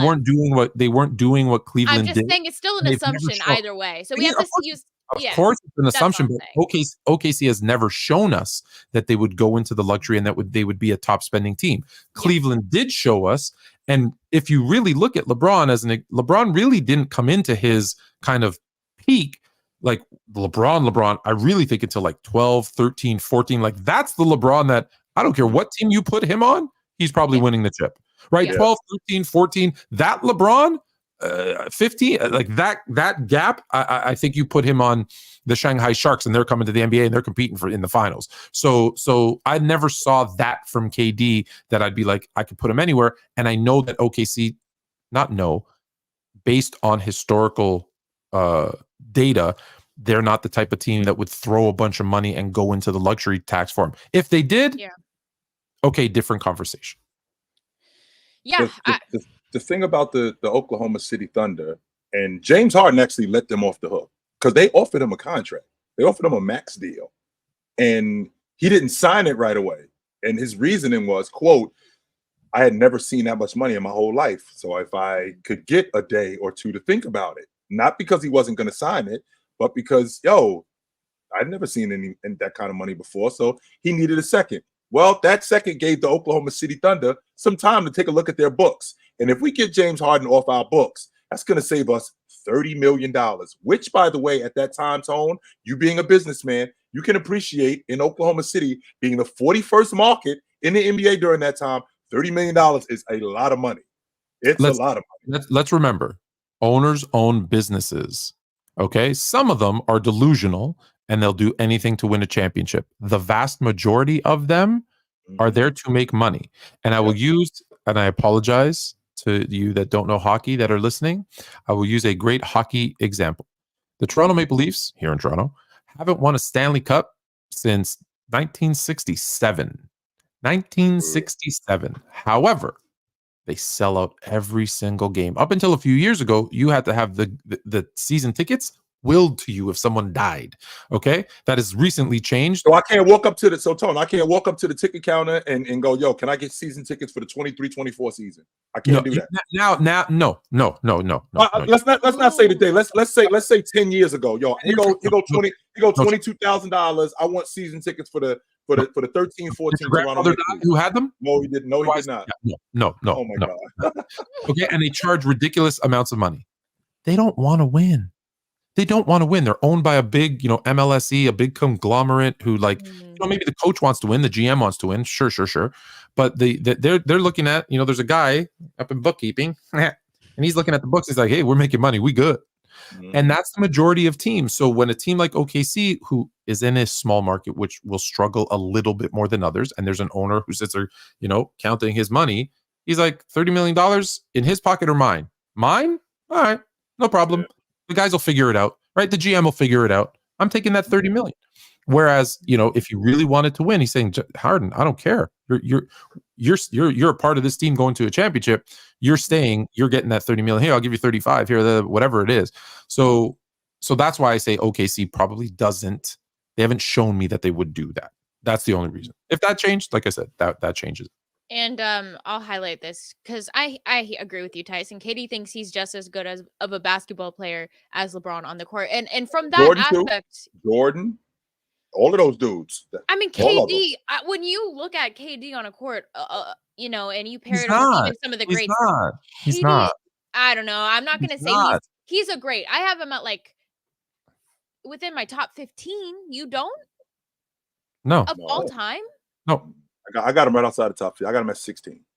Okay, so I mean, yeah, and I just think it's. I got him. Listen, my ranking of KD will always be right behind where Dell, who's on our network, where he has Bird. So I believe he has Bird at 186th all time. Therefore, KD's 187. No, he's just listen. That's part of the problem. That's why this episode is about delusion. Yes. He's not as good as LeBron. He's not. He scores better. He shoots better. He's sure that he does things better than LeBron, but he's not a better basketball player, and that's the problem. He's not. Yeah, we can agree there.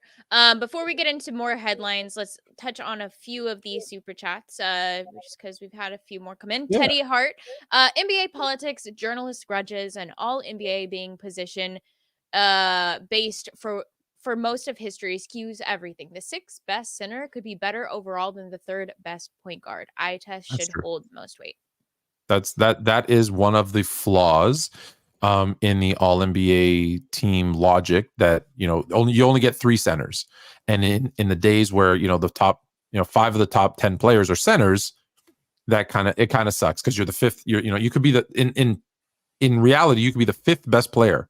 Just think about it. You could be the fifth best player, except the other 4 are all centers too, and you're not an all NBA player. And then there's these guards getting in there, and that's true. That's a flaw to it, but that's just you got to deal with that. I just hate that eye test logic. And the reason why I don't like the eye test logic is that it holds the most weight is because that sounds like, yo, you just better at basketball. Well, if you better at ball handling, if you better at shooting, well, what is that producing overall? What is that ultimately producing? That's why stats matter. That's why your production matters. It's not just the eye test. I look at you and, yo, you nice with the pill. Or I look at you and you super fast and you're a ridiculous athlete. I look at you and you get up and down the floor with the best of them. I look at you and you got an Allen Houston beautiful jump shot. I look at you and and all of those things look great. What is that stuff producing on the other hand? That's my question. Not even just that. Like you'll have listen, this guy is the best example of it. You have guys like Kyrie Irving, who when you watch them play, I don't care how long you've watched basketball, how great you think you are at basketball, blah, you watch him play and you're in awe of the things that he can do on the basketball court. Mm-hmm. Yeah. Unfortunately, all the other stuff that he does too makes him like not a top 50 player of all time. Talent, skill, absolutely. When he plays and you watch him, 100%. But he just hasn't done enough to be top 50 of all time, even though if he played every single day and did it, and all those other, Right. it would be no question he'd be in the top 50, probably top 25. But that's why the eye test is tricky, because even the best player, even the best scouts in the world, right, thought have gotten it wrong. Thought Sam Bowie was going to be the guy. Thought Hassam Tabit was going to be the guy, right? They thought Jamarcus Russell was going to be this, the best quarterback of all time. Even the pros get it wrong with the eye test. So the eye test is very, very dangerous. Yes, it is. You still should use it. Don't get me wrong. Yeah. You should still use it, but like everything else, balance. Yes. Balance. Hey, what you think happened in 2011 when I saw Russell Westbrook in the FIBA World Championships with the reigning league MVP? I'm watching these two dudes together, and I'm looking at them. I'm going, I think he's better than him. From the eye test, I'm looking at Russell Westbrook and I'm looking at Derrick Rose, and I see Russell Westbrook and I go, he better than him. He is better, and everybody loves Derrick Rose at that point. But I'm like, he is better than that guy from the eye test. Yeah. Only to find out later on in life, down the road with Russell Westbrook and the Oklahoma City Thunder, I don't think you're that smart, and that kind of sucks. And I didn't see that. I couldn't see that, because I was wrapped up in what you look like. Yeah. That's what I'm wrapped up in. I'm just wrapped up in your game. But I'm thinking, he ain't that smart. And that sucks. Yeah. I think my biggest issue is I hear it because I think the eye test is something that, because there are those people, right? For example, they only watch the highlights. They only read stats. You can tell a person that does that too, because they have no idea what the actual game looks like. And like Kyrie, what somebody like Kyrie is doing on the court versus maybe what his stat line looks like. So I think it's a balance. But it's also a knowledge of the game and yeah, like the context of everything. Go ahead, Fluent. No, I was going to agree with you and say, but that's the thing, because stats and eye tests are actually exactly the same. You should mirror each other in the sense that they both can trick you. They both show who someone really is, but they can also not show you who someone really is. Like they both. That's why you need to put both of them together and use some context, because if you just look at stats or you just use the eye test, you could be tricked. You could be so tricked. Very true. Leaf, I know you're in the chat. We have quite a bit to get through, but if we have a little bit at the end, we are going to do NFL. So we'll see. Yeah, we got to make our picks. Yeah, sorry, we got random guy. Crazy that Mahomes has done all this, yet Brady and his squad somehow beat him and his squad twice in the playoffs. Yes, they did. He is, I believe he is like, his record's like ridiculous, and then it's like 0-2 against Brady. Brady, the Brady effect. Like, yeah, and don't leave out. And he went into his building in the AFC Championship and won. Went into his building and done it and did it. Shut their building down. Did that. That did happen. Can't forget that. That definitely did happen. I think we also get wrapped up in like guys winning and forget, the other stuff when they win. But I digress when I talk about Tom. I'm not Tom Brady. I digress when I talk about Patrick Mahomes, because he's fantastic. That's all I can say about him. He's phenomenal. And he's not done. That's the craziest part. He's not he's still done. Hopefully. Okay. Sports PSP, Ben Simmons or Jordan Poole? Worst NBA contract? Ben Simmons. Because at least Jordan Poole is on the court. At least look, he stinks, but he's on the court, right? Like, you're paying someone to sit at home in street clothes. So Ben, who doesn't want to play basketball, he just wants to collect checks and date Kardashians. So like, that's the worst contract, is when you're paying someone not to play. I'd rather pay someone to play bad than not to play at all. He's actually coming back on. I think he's coming back Monday. Yeah. I don't believe it. I don't believe. For how long though? Yeah. I think I think that back injury is something else, man. Fool's gold. Gold. And also, I mean, say what you will about Jordan, but he did contribute greatly to a championship. I mean, at least he has that to say. What does Ben Simmons have to say for himself? I think Jordan Poole, to his credit, I'm going to use this term very, very loosely. Yeah. He earned his contract, right? Like, he played his role and earned his contract. Ben Simmons got paid for nothing. He got paid for potential. And that's he had he played great for a minute.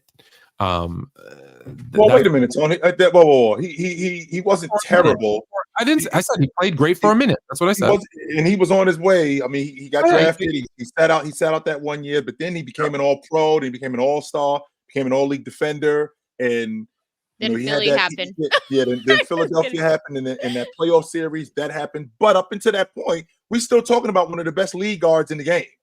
We're still talking about one of the best league guards in the game up until that point. And then the back injury happened. So they paid him off potential. They didn't pay him. They did not pay him off the fact that he was just okay. They paid him off the fact that, this guy was elite. He wasn't All-Pro. He was not elite. He was on the verge, because how many times was he an All-Pro? Well, he had just started, Tom. How many times? Was it twice? Or once or twice? I believe I can look. And, can you look? Because I believe it was one. You told me one time. You got to do it more than once. Right. But he was as an all-league defender. As an all-league defender, I believe he's an all-league defender twice. He was up for Defensive Player of the Year, so he was on his way to be. He got paid on potential. He got paid. He was on his way to doing something. He was on his way to doing something serious. And then Philadelphia happened with the whole mental issue thing, and then his back gave out. And did his back give out? I think so. I do. I believe that. Okay. I do. I don't believe him. I don't believe him. One time. Yeah, one time. Yeah, I do believe that. And again, I mean, you say the contract was given off potential. I think that's in general. I mean, we just saw Jaylen Brown get a contract that, I mean, he is playing well. I'm not trying to demean Jaylen Brown's game at all. I like Jaylen Brown, but everybody's paid off potential, except both of those guys were paid pretty young in their careers. And Jordan Poole's was expedited because of the whole Draymond situation. I think Jordan actually kind of lucked out with that situation. You got that contract because he got punched in the face? I think that expedited the payment. Yeah. How much was his contract? 140 something. 130 million. Hey yo, Draymond. Hey yo, Draymond. Right here, baby. 130.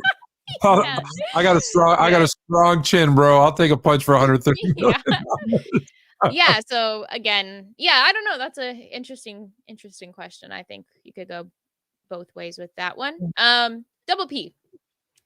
More Wilt propaganda. Cat and Embiid to make history. Thank you. Actually, we were going to talk about this. Scoring 60 plus in the same night. Cool, but Wilt scored 60 with multiple players twice. West and Wilt had 60 plus, and Wilt and Griffin did it the same night too.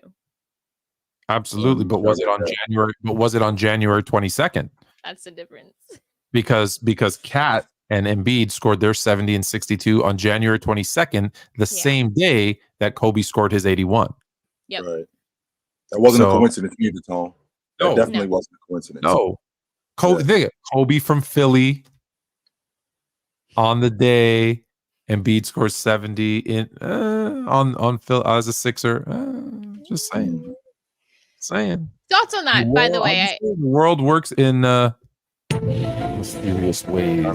Kind of tricky, right? Kind of tricky. Thoughts on those games, by the way, Jay? Any thoughts on? Because I actually was on playback for that game. Okay, we're watching. You're doing the Sixers game? No, I was doing the Timberwolves game. Where Cat, and the Timberwolves. When you talk about fool's gold, I was riding with the Timberwolves. I think the Timberwolves are fool's gold. I'm not gonna lie to you, I really do. But they lose that game. They go on to lose that game when Cat put up 62, which is just unacceptable. But Embiid's 70 was pretty impressive. I mean, both were impressive, but yeah. Well, I didn't like how Minnesota closed out that game. No. They had definitely done enough up until the middle of the fourth quarter to win. And I understand what they was trying to do, right? I do understand what they was trying to do with Cat. Let's be clear, H. He had 58 at the end of the third. Yep. He was rolling. He had 58 at the end of the third. That's actually, I think that's more than what Bryant had at the end of the third when he scored 81. I think that's more than what he had at the end of the third. So they was trying to get, they for real was trying to get him to like 80 or 90. And he had it going. And because he had it going, I do understand that. But you can't deviate away from what we're trying to do in terms of winning. And that's what happened. They got sidetracked. And I don't like the fact that the Minnesota Timberwolves have a difficult time closing games. Their half-court offense isn't as bad as people say it is. The problem that we having with Minnesota is they don't close games. How much I X and O you doesn't matter when we get into the meat and potatoes games. When we get late in games, you have to be able to make plays. And those guys didn't do that. Those guys did not do that. Twice. Yeah, not once, but twice. They did it against Oklahoma City, who they had in the chokehold, and then they did it again against Charlotte. There was no reason why they should have lost to Charlotte. They couldn't make a shot in the fourth quarter. I think they shot 11% on the long ball, 11% on the long ball, and not just on the long ball. I think they shot less than 30% from the floor. That fourth quarter, they were terrible. They were absolutely terrible. So, what did Cat have at the end of the third? 58. I think Kobe had 55. 53. No, Billy He had Bob's 55. He had 55 in the second half. He did not have 55 at the He had half. 55 in the second half. He had 55 in the second half. I'll tell you because I told this to Jay. I was at that game, and I told you we thought it was cool. We thought he was going to go for 40 or 50. Yeah, right. Yeah. He was having a good first half, like a good first half, not a great first half. We were like, oh yeah, Kobe, yeah, he's going to drop 40 or 50. This is nice. Right. No one was thinking 60, 70, 80. No. So yeah, I think he had 50 at the end of the third when he had 53. That's when we were thinking, even wow, this could be a 6. Like honestly, I remember Greg sitting next to me. I was like, dude, is he gonna drop like 60 or 70? He can't go for 70. No way he's going for 70. Like we were saying, no way he's going for 70, and he had 53 at the end of the third. 53. That's less than what Cat had. That's insane. So he took every shot in the fourth. I think he went 12 of 13 in the fourth. 12 of 13. And I think he had like 26 points, something like that. If my math is correct. He had 26 at the half. 28. Yeah, he had 26 at the half. Yeah. And 27 and 27 in the third quarter. That's 53 points. Yeah. So he had 55 in the second half. That's what happened. He did not have 55. 55 in the second half. 55 in the second. Yeah. He did not have 55 at the half, Billy. I'm wrong. He went 7. I pulled it up here because I knew I was wrong. He went 7 of 15 from the field, but he went 12 of 13 from the free throw line. Mm-hmm. Okay. So, good portion of those were free. But he took 15 shots. Yeah, he took 15 shots, which some guys average in a game. He took in the fourth quarter. So, but that's Kobe. That's Kobe. Yeah. Okay, another headline from Double P. Headline: Jim Harbaugh is leaving Michigan to accept the head coaching job with the Los Angeles Chargers. Sources tell ESPN. Yes. Surprise. I think. Look, I don't know if it's going to work or not, but this is the first time that I will say I think the Chargers got it right, and I think they're finally going to give Justin Herbert an opportunity to break the Justin Rivers moniker that I've given him and give the Chargers a chance to win. But let's not be crazy. Let's not be crazy. Jim Harbaugh took a very, very, very, very, very, very, very long time to win at Michigan, and he had to cheat to do it. Now I get it. So did Bill Belichick, but he did win. And based on the other guys that have been there, this is definitely going to put, I think, Justin Rivers / Justin Herbert. Yeah, Justin Rivers, yes, because he's like Phillip Rivers, just good enough to lose, just like Phillip Rivers was. I think this gives him an opportunity to get over that hump because I think he's by far, I think, the best coach that he's going to have. So they definitely have a shot. Definitely have a shot. I like the hire a lot. You're not feeling it, Jay? I'm a big fan. Don't forget, he was a quarterback of the Bears, so I want him to succeed. I want him in the Super Bowl next year. I got a soft spot for Jim Harbaugh. He used to coach the 49ers. Yeah. I got a soft spot for Jim Harbaugh. He used to coach the 49ers. I was rooting for him at Michigan, and they actually won. Don't get me wrong. I can't root for him. I'm not going to say I could root for him. I'm not going to root for him against my team when he's playing with the Chargers, but I'm all for this. I'm all for it. Anybody that knows me knows I'm a Justin Herbert stan. I love Justin Herbert. I saw Dan Marino when I first saw him. I'm like, yo, that looked like Dan Marino, except a better athlete. He just needs to be around better coaching more than anything, and he hasn't been. So, and I just want to address something really quickly. Duke, I got a question for you, Mr. Duke Baylocks, because you want to be involved in this. So let's talk about this really quickly. Tone, I want to rewind the clock really quickly, and I want you to tell me today, right? I want you to tell me today in 23-24, we got a point guard. We got a point guard in the league that's an all-pro defender, right? We got an all-pro defender. He's an all-NBA performer. He's a starter in the league, leading his team to the playoffs, and he's in year 3. Is that guy, and he's still in his rook deal, by the way. and he's still in his rook deal. Is that guy a max player? No. How far are you going with him? And by the way, we're talking about it. We're talking about an all-league defender. This is what he is in year 3. He's an all-league defender. He's an all-NBA performer. How far are you going in terms of a contract with that guy? I'm not going back because you said one thing, and I'm going to hold you to this one thing. You said in 23-24, and in 23-24, teams do not value all-league defenders; they value offensive players. Right. So having an all-league defender doesn't get it. If he's an all-world scorer, he gets the max contract. The all-league defender has to show me something on the offensive end, or he's not getting that max contract. And personally, I think they have him for 5 years, and you can go max. You can re-sign him up to that year 4. I'd like to wait that 4th year because, like you always say, at year 5, you kind of know who he's going to be. Yeah, it's probably who you are. So I want to take it as stretch it unless you know right away. Like Luka right away. You knew right away he's going to be superstar PM, right? Unless it's one of those, I drag it out as long as I can. But I don't think the defender gets that max money nowadays. It's not valued. I'm not saying that's right, but it's not valued. Was it valued 5 years ago? How about in 18? No, I think you got to go back like 20 years ago that it was still valued. Wow. Because I think around 05-ish, started to see the. I'm not saying that we stopped playing defense and all that other stuff. We stopped to value defense as much, and I think around 10, we really started, and 15, we really started to push offense. And right now, I think no one cares about anything but offense. Wow. I think it's cyclical. I think it's going to come back around, but right now, I want that. I'm just having a difficult time with a guy that at that time was 22 years old. 22 years old, was an all-league defender, was an all-NBA performer, was a 16. I think he was a 16-8 guy at that point. And with him being a 16-8 guy at that point, I mean, he was leading his team to the playoffs, and he was doing well.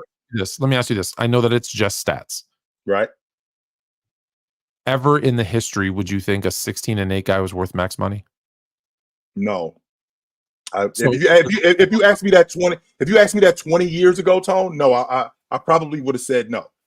But when I'm looking at the circumstances today and how teams are built and what it takes to get a guy and keep a guy and the amount what it's going to take to keep a guy, absolutely. Yes, sir. I do believe that. Okay. Teddy with one more follow-up super chat. From an individual ability skill set POV, KD feels no player in history can do what he does. And to play devil's advocate, he has a point. Even MJ the GOAT can't say that because Kobe exists. Peak Braun was only rivaled by KD. Okay. Braun was only rivaled by KD. That is not true. That is not. And thank you for the $20. Thank you for the super chat. Nothing in there is actually true. No. KD saying no one can do what he does. You're saying there's no like 6'10", 7-footer that could shoot? I guess during that time that he's saying that, but even still, I mean, KD wasn't just rivaled by James. He wasn't better than Curry. He wasn't. No, that's what I'm saying. What do you mean he was not better than Curry? KD? He wasn't. He was not better than Curry. In fact, that's why he got on Curry crew. Like we're talking about all time. Like again, we're not talking about even you're not the best of your generation. Like, okay, let me go back because he's saying from a skill set. So what does KD do that no one else has ever done? Because that's what he said. That what has he done that because Bird could shoot the lights out. He was 6'10". Dirk was probably the greatest mid-range shooter of all time. He was 7 foot, 6'10", whatever. So we've had big guys who can shoot. So that's no. Is he an elite player? The best mid-range shooter of all time, Tom? Yeah. Yeah. Who? Yeah. He's in, and if you don't think so, he might be in that conversation. I'm sure we can have a conversation, but to just emphatically say Dirk is the best mid-range shooter ever. I'm sorry. No. I think so, but also of his time for sure he was right of KD's time. Okay, so hold on. So he's not nothing that he can't do there. Okay, is he an elite defender? No. Is he an elite playmaker? No. Is One he of the best scorers? I think is his. That's his thing. Buckets. That's who KD is. He's like buckets. Second best scorer, third or fourth. That's what he is. He's buckets. I can't talk about you like I talk about Jordan. I can't talk about you like I talk about James. I can't talk about you like I talk about Jabbar. I can't talk about you like I talk about these other dudes. You was buckets. That's it. He's gonna hate. Listen, KD's gonna hate this, right? Because he's gonna grow old, and this is what they're gonna say. And I've told you this before, and he is gonna hate this. In 20 years, when KD's sitting in his rocking chair, because we know how 7-footers have bad knees and he'll have to be in a chair. He's gonna be sitting there, and there's gonna be a similar show like ours, and they're gonna be talking about how KD was that generation's Dominique Wilkins, George Gervin. He was just buckets, and he is going to lose what little of his senses he has left. He is going to go. He's going to lose his mind. But that's what they're going to say. Now, is he better than Dominique? Yes. Is he better than George Gervin? Yes. But those were guys who were known for their scoring. That's my point. Carmelo, right? Carmelo, known for his scoring and not much else. I'm sorry, KD. That's who you're going to be remembered as. Now, did you have better playmaking, ball handling, defense than some of those guys? Maybe, but no one. It wasn't elite. No one's going to remember you for that, right? It's the knock against Curry. It's the knock against Magic, right? It's their defense, but they do other things. Both Curry and Magic could score, I'm saying for both of them, not both, right? Could score or could shoot or could post up or could ball handle. They could play make. They did other things to their game. KD is a scorer and will never be remembered for anything other than that. And unfortunately, scorers we don't look back at scorers, very fondly, because I'm telling you, 20 years, I know I'm predicting, I got my crystal ball. It's right back here. When you look in your crystal ball, right, people will look at KD and Carmelo, like I said, like Dominique, like Gervin, as they were scorers. They were great score. Oh man, no one can score like those guys. But they're not going to be in that conversation with the Jordans, with the LeBrons, they're just not. Was it because he was somewhat of an anomaly with just like his guard like talent, but the scoring capability that he had with that? Like he kind of opened up a door, I feel like, for maybe valuing his body type or even his skill set. Now we're looking at like Wemby, right? A guard like player who's 7-something feet tall, and they allow to play on the perimeter. Like, did KD kind of open that door? Let me ask you this. When you say, because I fight with people a lot on this.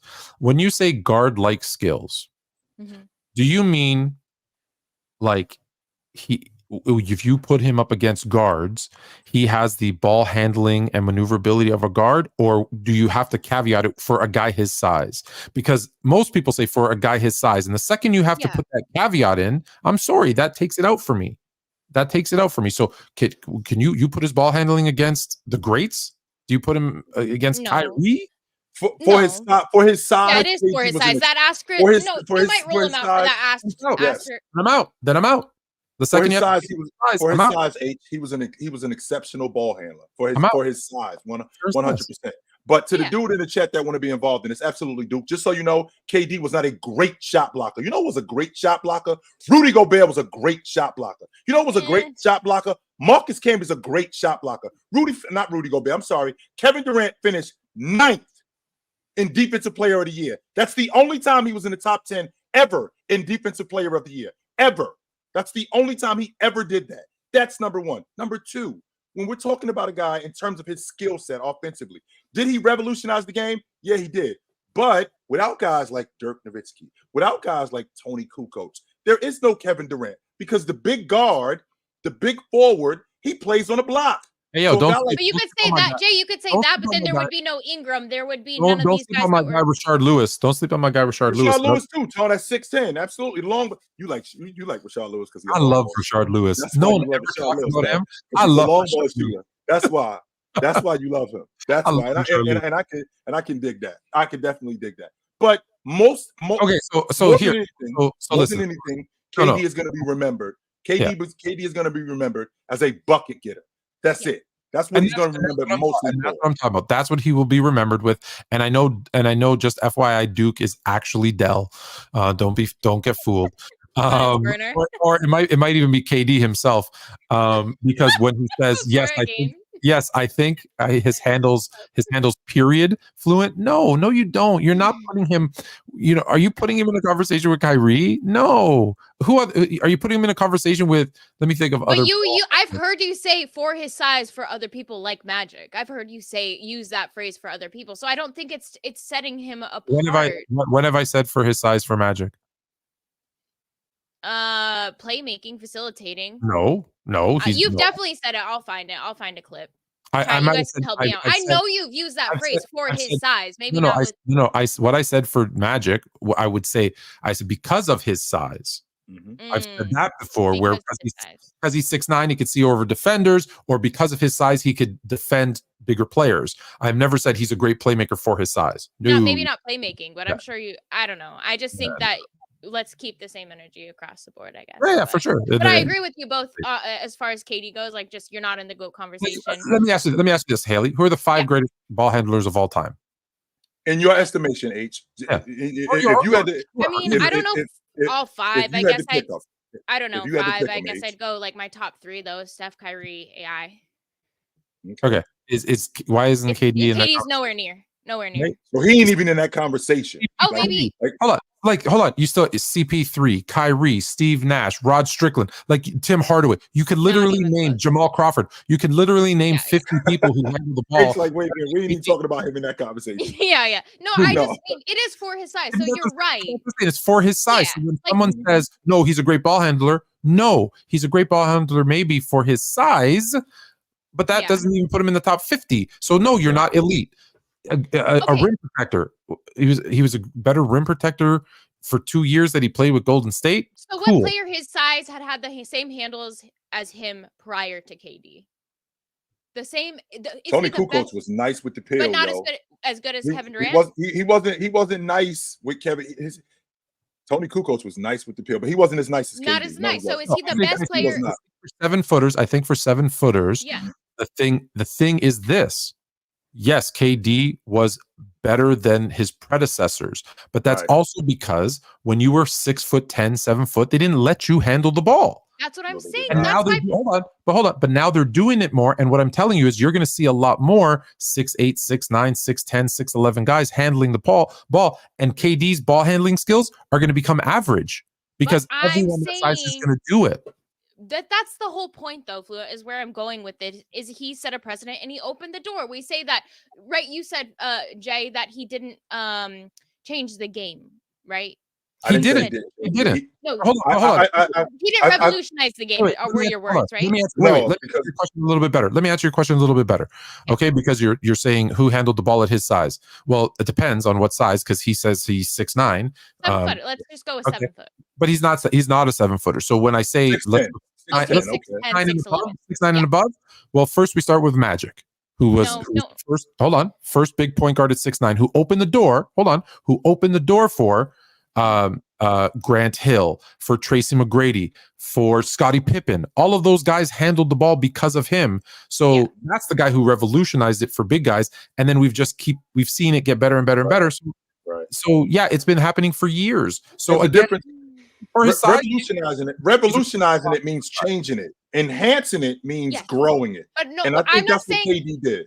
But I'm not saying he revolutionized the fact that he was a ball handler. I'm saying he revolutionized the fact of how they played Kevin Durant and where they allowed him to play from on the floor. So that's where I'm coming from. Yes. But and even that's in the shooting.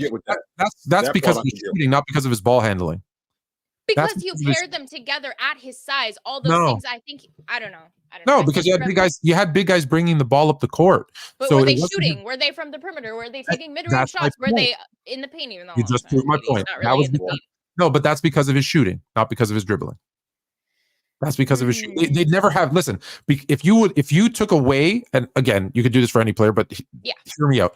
If you took away his shooting, okay, Kevin Durant is not a good enough ball handler or facilitator to be the guy that brings the ball up and initiates the offense. He's not. He's not a good enough playmaker or a dribbler, right? The reason he was out on the perimeter was because of his shooting, not because of those other things. Oh, he can handle the ball, Tone. I don't know if that's true. I think he could be your primary. I think he could be. He can handle the ball with the best of them. And to my man Leaf in the chat, just so you know, Leaf, Tim Hardaway, Isaiah Thomas, Allen Iverson, CP3 were not nicer than Kenny Anderson with the pill. None of them dudes were. So I don't know about Isaiah. None of them dudes was nicer than Kenny Anderson with the pill. Before I met Kyrie Irving, that's a Jersey thing. You're biased. Before I met Kyrie Irving, Kenny Anderson was the best ball handler that I had ever seen. Jersey 100%. Thing. Jersey No thing. doubt We about gotta it. we gotta do a the playback best. when we do our Fluent and Chill Go do some playback, homework we'll on bring up Kenny highlights. Anderson. Go watch Kenny Anderson with the pill. Okay. I know Go Kenny watch Anderson. Kenny Anderson. We're And gonna I do our didn't show. disagree with anybody else, but We'll watch Isaiah highlights. Thomas, but I think you're biased because of the Jersey thing. Maybe a And little. just so you guys know, Kenny Anderson is from Queens. He ain't from Jersey. He's No, from no, Queens. he okay. played for the Nets when you were there, though, right? So He did play for the Queens. Nets when you were in Jersey. I No, just we're wanna put that gonna out there. He is not from gonna do- Jersey. we're gonna do a show where we pull up highlights and cover it. Okay, Yes. we don't have too much time because we gotta get through these super chats. So real quick.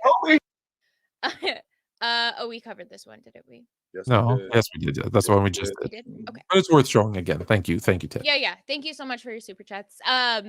Double P, Joel Embiid joined Wilt and the Admiral as the only centers to score 65 plus points in a single game. Does Embiid have a case to be a top 10 center all time? No, Today? Today? A case No. to be maybe in eventually. Okay. No. no. And you know what? This is what bothers me about big games. This is what bothers me. This is what bothers me. People look at one game, positive or negative, and they'll be like, "Oh, look how bad this player played this one game, or how great they played this one game," and they want to elevate their entire careers because of one game. Right. No. Agreed. Good point. Beautiful. Melo Williams, is Haliburton the prototypical point guard you should build around? Yes. Yes. If you're going to build around a prototypical point guard, yes. Yes. That's why they paid him the max money. That's why they paid him max money, because they building that unit around him. Yes. I think it's going to pay off too. I like what they're doing. 100%. Double P, not George Gervin. Elgin Baylor, my bad. Oh yeah, we knew what you meant in the 60 plus scoring. We knew it. We knew you meant Elgin Baylor. Elgin Baylor always gets forgotten. Oh. Okay, Teddy with one final super chat. It's hard to elaborate within the confines of her super chat. LOL. I said I was playing devil's advocate. I'm not saying Katie's right, but I just think he's crazy to fill the way. P.S. He's underrated defensively. Salute, guys. Okay. No, he isn't. No, he's not. He's overrated. No, he isn't. He's overrated. He's overrated defensively, and I'll tell you why. That's my opinion. Because he had 2 good years on the Warriors, who were, I believe, the number 1 rated defense at the time, those 2 seasons. And when you're around a bunch of better defenders, you become a better defender. And people look at those 2 years and they forget everything else. So now, is he a garbage defender? No, he's adequate. But if you look at it over his entirety, he's an average defender. That's what he is. And the words of tone, and when you say underrated, where would you rate him? That's right, the question. exactly. Yes, he's underrated if you think he's garbage, right? If you think he's trash, Yeah. yes, he's underrated. Yes, if you think he's elite, then he's overrated. If you think he's good, okay, that's fair. That's properly rated, yeah. Yeah.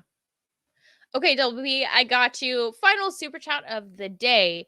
Super Bowl 58 spoiler: the San Francisco 49ers defeat the Kansas City Chiefs. Christian McCaffrey is named Super Bowl MVP. That's right. Double P at 49. That is right. No, he's not. I don't think he is. I think he is. He just knows what's up.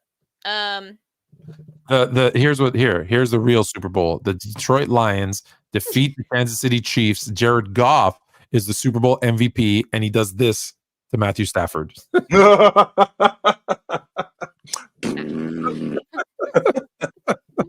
He's a Browns fan, and that's saying something because you guys kind of annihilated us. So respect that. Okay, really quick before we jump off, Fluent Super Bowl picks for this, divisional picks for NFC Championship, Yeah. NFC and AFC Championships. Yeah. Who you got? All right. I'm going to go because, again, I know your picks. So that's why I don't care about my record, because I'm only going I know who you two are picking. So I'm going to go with the Detroit Lions. 1, because I really do like Jared Goff, and I hate the way the Rams threw him away. And 2, I would run through a wall for Dan Campbell. And I think He is that kind of dude, ain't he, Tom? He is that kind of dude, ain't he? He really is. What? He's high. He's not a dude I'd ever be friends with, but if he was ever my coach, I know he would get the best out of me. I love him. So, so I'm going to go for the city of Detroit because 1, I love visiting Detroit. I really do. I spend a lot of time in Detroit, and they suffered for too long. Yeah. Okay, Chill. 49ers, I think, are winning the NFC Championship, and they're going to the bowl game. I think it's a rematch from 2020. I think it's the Kansas City Chiefs and the 49ers in the bowl game. And I'm looking forward to it. I am. As good as Patrick Mahomes, as good as as Lamar Jackson is, the thrower that he is, how awesome he is, I think that Patrick Mahomes, at the end of the day, I think that crew is just going to be too much. Mm-hmm. Fluent, did you say who you had coming out of the AFC? Did you say? No, you didn't ask. You only asked. Yeah. Who's your other pick? And then in the AFC, I really, really, really, really, really want Baltimore. I really do. Your heart does, but your mind knows. My mind is saying KC just finds a way because they always freaking do. Yeah. I'm gonna go with my heart on this one. On both my picks, I'm gonna go with my heart. I don't care if I'm 0-2. I'm gonna go with my heart. I'm gonna go with the Baltimore Ravens. Lamar Jackson having a big game, going to the bowl, even if he loses. I think that gets a little bit of the criticism off his back because I think a lot of it is unjust. So I'm gonna go with Baltimore, Detroit in the Super Bowl. Okay, and then my picks echo Jay's. I do have a rematch. It's something we've been waiting for the last few seasons. So give me 49ers and Kansas City Chiefs. That's a rematch of what? The Super Bowl. Porzingis is hurt. What Super Bowl? Porzingis is hurt. You're surprised? What do you mean, Niners and Chiefs? You don't remember that Super Bowl? No. When was that? Crazy. Who won that one? Let's just move on. All right, you guys, we're gonna sign off for tonight. Make sure to head over to Playback. Bob and I, or Ox and I, are gonna be streaming the Dubs Kings game tonight. Dubs are coming out on top. So make sure to come through for that. And then you guys drop Fluent. You said you're on Saturday for Lakers Saturday, Dubs. 8 p.m. Lakers defeating the Warriors. Okay. And Jay, any upcoming games you want to drop? Are you I'm know of yet? Mars and I are doing the Denver Philly game Saturday night. I just want y'all to know. I just want y'all to know it's the first one that I'm doing, and I have no idea what I'm doing. So anything can happen. It's gonna be it'll be very unpredictable because I don't even know what the hell I'm supposed to do. Just show up and be you, Fluent. Just show up. It's essentially just talking. It's talking basketball. The game's gonna be on. The game. That's it. That's exactly what it is. It's fun because you get to know people more, and you end up talking about not just basketball. Can I do 90-day pillow talk? Can I lay on my couch or in my bed or something? That's not the way that works, though. No. All right, guys. Please get the likes up too before we close out here. We really appreciate when you guys do that. If you're not a member, like I said, please subscribe. And there's a QR code down in the corner. If you want to get some PC merch, I don't think you want to miss out. We got some. I don't know PC merch. Everyone's been asking for Fluent and Chill merch. I don't know. We better get that added in there. Better get on that. Claire. All right, you guys have a good rest of your night. Thanks for tuning in this Thursday. We'll see you next week. Jay, take it light, but take it.